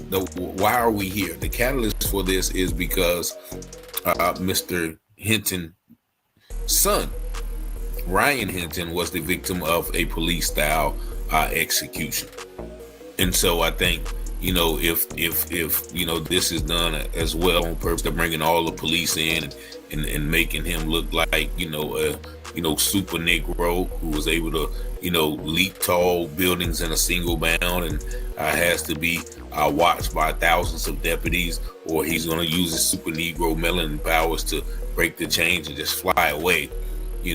That is, once again, that is the presence of white supremacy in action. So shout out to my brother for filing the lawsuit. But this video right here is going to give you a little more insight on how and why he's filing the lawsuit, and of course how effective it would be. So once again, if you notice, Rodney Hinton has never came out and said anything. He has never claimed that he did anything, despite his lawyers. I don't know what that lawyer was talking about at times, but despite his lawyers, display of, well, the mental health and, he's not in his right mind. No, from what I understand, that man didn't do it regardless. So that's what we should be focusing on, innocent until proven guilty. But just watch this video right here, and it's going to give you a little more insight on the lawsuit. Force, physical abuse, and intimidation. This is what Rodney Hinton Jr. is claiming in a new federal lawsuit against Cincinnati police and other members of law enforcement. Thanks for joining us tonight. I'm Brett Bagansky. WCPO 9 News reporter Connor Steffen shows you why Rodney Hinton thinks they violated his civil rights. In the lawsuit, Rodney Hinton Jr. claims this scene at his arraignment and this scene during his bond. Damn, nigga. Yo, I ain't even really look at this arraignment. They had nothing but they had the whole damn police force up in that bitch. They was all sitting in there, them Klansmen, they was like, yeah, that good for nothing, nigger. Bond hearing amounted to a coordinated effort by law enforcement to intimidate him. He was walking out and how the whole precinct seemed to be in the courtroom. We spoke with Antoinette Holloway. She isn't a licensed attorney, but filed the complaint on Hinton Jr.'s behalf. He's representing himself in the matter. So when you got behind closed doors, we don't know if he's we don't know what's going on in here. In the 5-page complaint, Hinton Jr., who is accused of intentionally running down Deputy Larry Henderson, says his civil rights were violated during his May 2nd arrest. He also claims officers used excessive force, resulting in visible injuries. We reached out to Cincinnati Police and the Hamilton County Sheriff's Office about the lawsuit. Spokespeople for both departments say they don't comment on pending legal cases. It was emotional. He said that he just didn't expect the support that he was getting. Leaders of the Black Panther movement traveled to Cincinnati Monday, in part to visit Hinton Jr. He's being held without bond inside the Claremont County Jail and faces charges including aggravated murder and felonious assault. Yo, Push, what you think they gonna be able to find him not guilty? Well, once all the facts come out, I mean, because, they cut the camera. They said that his son got killed by the trash can. Come to find out, he got killed running like into the forest like type of area. So they got a lot of fakery, bro. And then number two, did he drive the car or he didn't drive the car? Right. I mean, there needs to be some consequence. You can't get him on murder right there. I mean, you don't know if it was what was the Once nature again, of shout that out to the car. brothers from the Black Panthers and all of the people who kinda showed up. feel like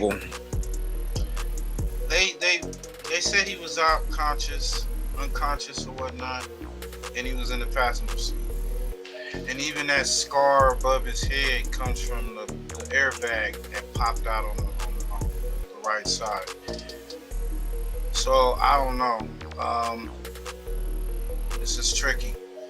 They already just calling him the one that did it, and it's all around the world. Yeah, you know what they is said though is it's one side showing evidence. Right. So it's the police showing evidence, and the other side isn't showing anything. Really, until you get the full body camera and not their edited version. Yeah, they edited that video. They're His saying that son the didn't cop, die by the trash can. Yeah, they saying that the guy in the plain jeans clothes cop, and I guess he was one of those undercovers, because the lady did say that it was some undercovers around there. So it looked like he was shot by that guy, opposed to what she said that he was shot by the other cop. So I mean, and then she lied and said there's no more footage. I don't believe that. But it's just like this Tory Lanez, like we knew about it, but he got proven guilty, and now what's her name, the girl KELSEY, the bodyguard is admitting that she had shot the pistol 3 times, and they calling for his release, free Tory Lanez. So they calling for a retrial. I think they should just go on and let him go. Man, Tory need to come out and admit it. Megan is a man. She's STALLION. Nigga, fuck it up. Nigga, go ahead and bring it out. Nigga, don't let Orlando do it. You bring it out, nigga. Oh shit. Hey man, we gonna get up out of here. I appreciate everybody for tapping in. We're gonna leave y'all with David Banner. The homie just dropped the Jewel a few days ago. Y'all go over to Pushy Push channel. Check this out, man. He talking about hip hop. How you know streaming broke hip hop. White folks went to war about movies and them streaming movies. And they boycotted. Yeah, that's right. That's right. That's right. Watch this. Didn't they just do the same fucking thing to music? And none of us said shit? Fucking Prince, T.I., David Banner, Snoop. I told you how stupid that was, and y'all called me crazy. Yeah. We gave hip-hop away, so what you bitching for now? David Banner didn't mince words. He said streaming destroyed hip-hop. Artists used to make dollars per CD. Now, they make fractions of a penny per play, while the platforms rake in billions. CDs used to sell between $10 and $15 per fan. Most indie artists need millions of streams just to survive. And here's the kicker, musicians have no union, no ability to strike, no safeguards, no collective voice. So when tech took over the music industry, nobody stopped to ask, what does this mean for the artist? There were no standardized contracts, and tech CEOs owned the profit margins. So music culture, while the rapper lifestyle still sold, it wasn't owned. Meanwhile, Hollywood said nah. When studios tried to replace actors with AI likenesses, they struck together. They demanded protection, compensation, and control. And guess what? They got it. AI body scans were nearly legalized, and actors fought to keep their digital versions out of contracts. And they won new protections in recent negotiations. David Banner's message was simple. If we don't organize, we vanish. They'll sell our voices, our catalogs, and our faces, and then leave us with crumbs. Artists built the culture, now it's time to protect it. Music gave us a voice, but streaming made us silent unless we fight back. What actors wouldn't accept, rappers shouldn't either. Yeah, y'all heard that, man. We gonna get up out of here, man. Y'all keep y'all notifications on. And what y'all think? I really do believe that too. The streaming did fuck up the game. You know what I'm saying? Like you said, you gotta sell so many, you gotta download so many streams. It's just crazy. Yo, Uda on the go. Damn, Uda, man, I was trying to get in touch with you earlier. I wanted you to pull up, talk to us about the Diddy case. I know you was there. We just gonna have to pull you up, man, because I know you going day by day to the trial and everything. I would like to know when she was up on. Did you see Cassidy on the stand, and you know how was the atmosphere within the club? I mean, in the club, in the courtroom. You know? Nah, nigga, in the club, nigga. In the club. The courtroom was the club. Everybody who got high, nigga, who partied at the Diddy party, they was at the court.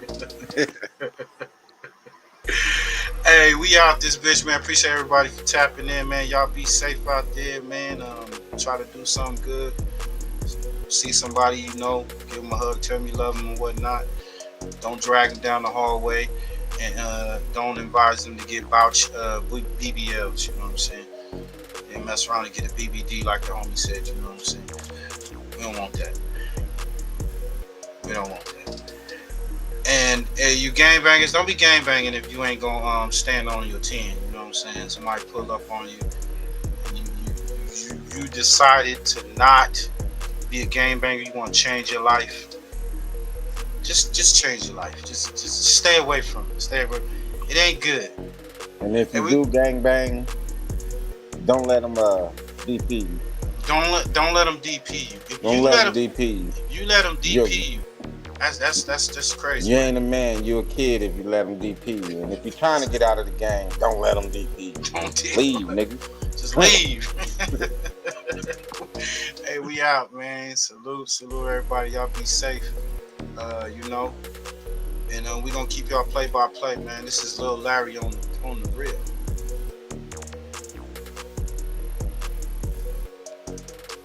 Another Mike D exclusive. Hey. Little motherfucking Larry. Stay away from them BBLs, man.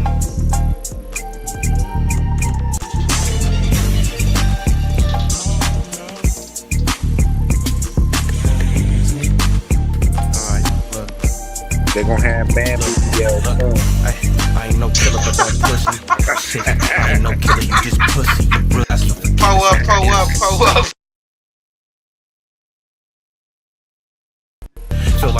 hater. Hate these scores I was dealt, but I'm gonna be greater. Seems like I bounce back every time, but I keep falling, keep falling. In the meantime, niggas keep talking, can't control it. Do I got it on me? You better know it. Epic moments. I'm finna make it, bro. I'm hella focused. Gotta stop playing with this gift that God's giving me. Hey, what do you think on that before we get out of here? Because you pulled up after we did it. You think it's Megan Thee Stallion's career will be damaged from this coming out, and he get this retrial and everything? Somebody got to go down for that, right? Yeah, I guess so. Somebody got to go down for that. So if it's Kelsey that did it, and it's found out that she's the one that pulled the trigger or whatnot, do she go down? Do she go to jail? And do Megan Thee Stallion get penalized too? For lying. She ain't gonna get penalized, and the girl, she need to, if she gonna admit it, nigga, admit it in Europe. You like Russell, nigga, and he the only nigga that got away. God, thanks for these abilities. Look how I move, see God bless me with agility. It's about patience, then it's about consistency. Niggas hating, I bet you feel the hostility. I know somebody in this motherfucker feeling me. Keep it real.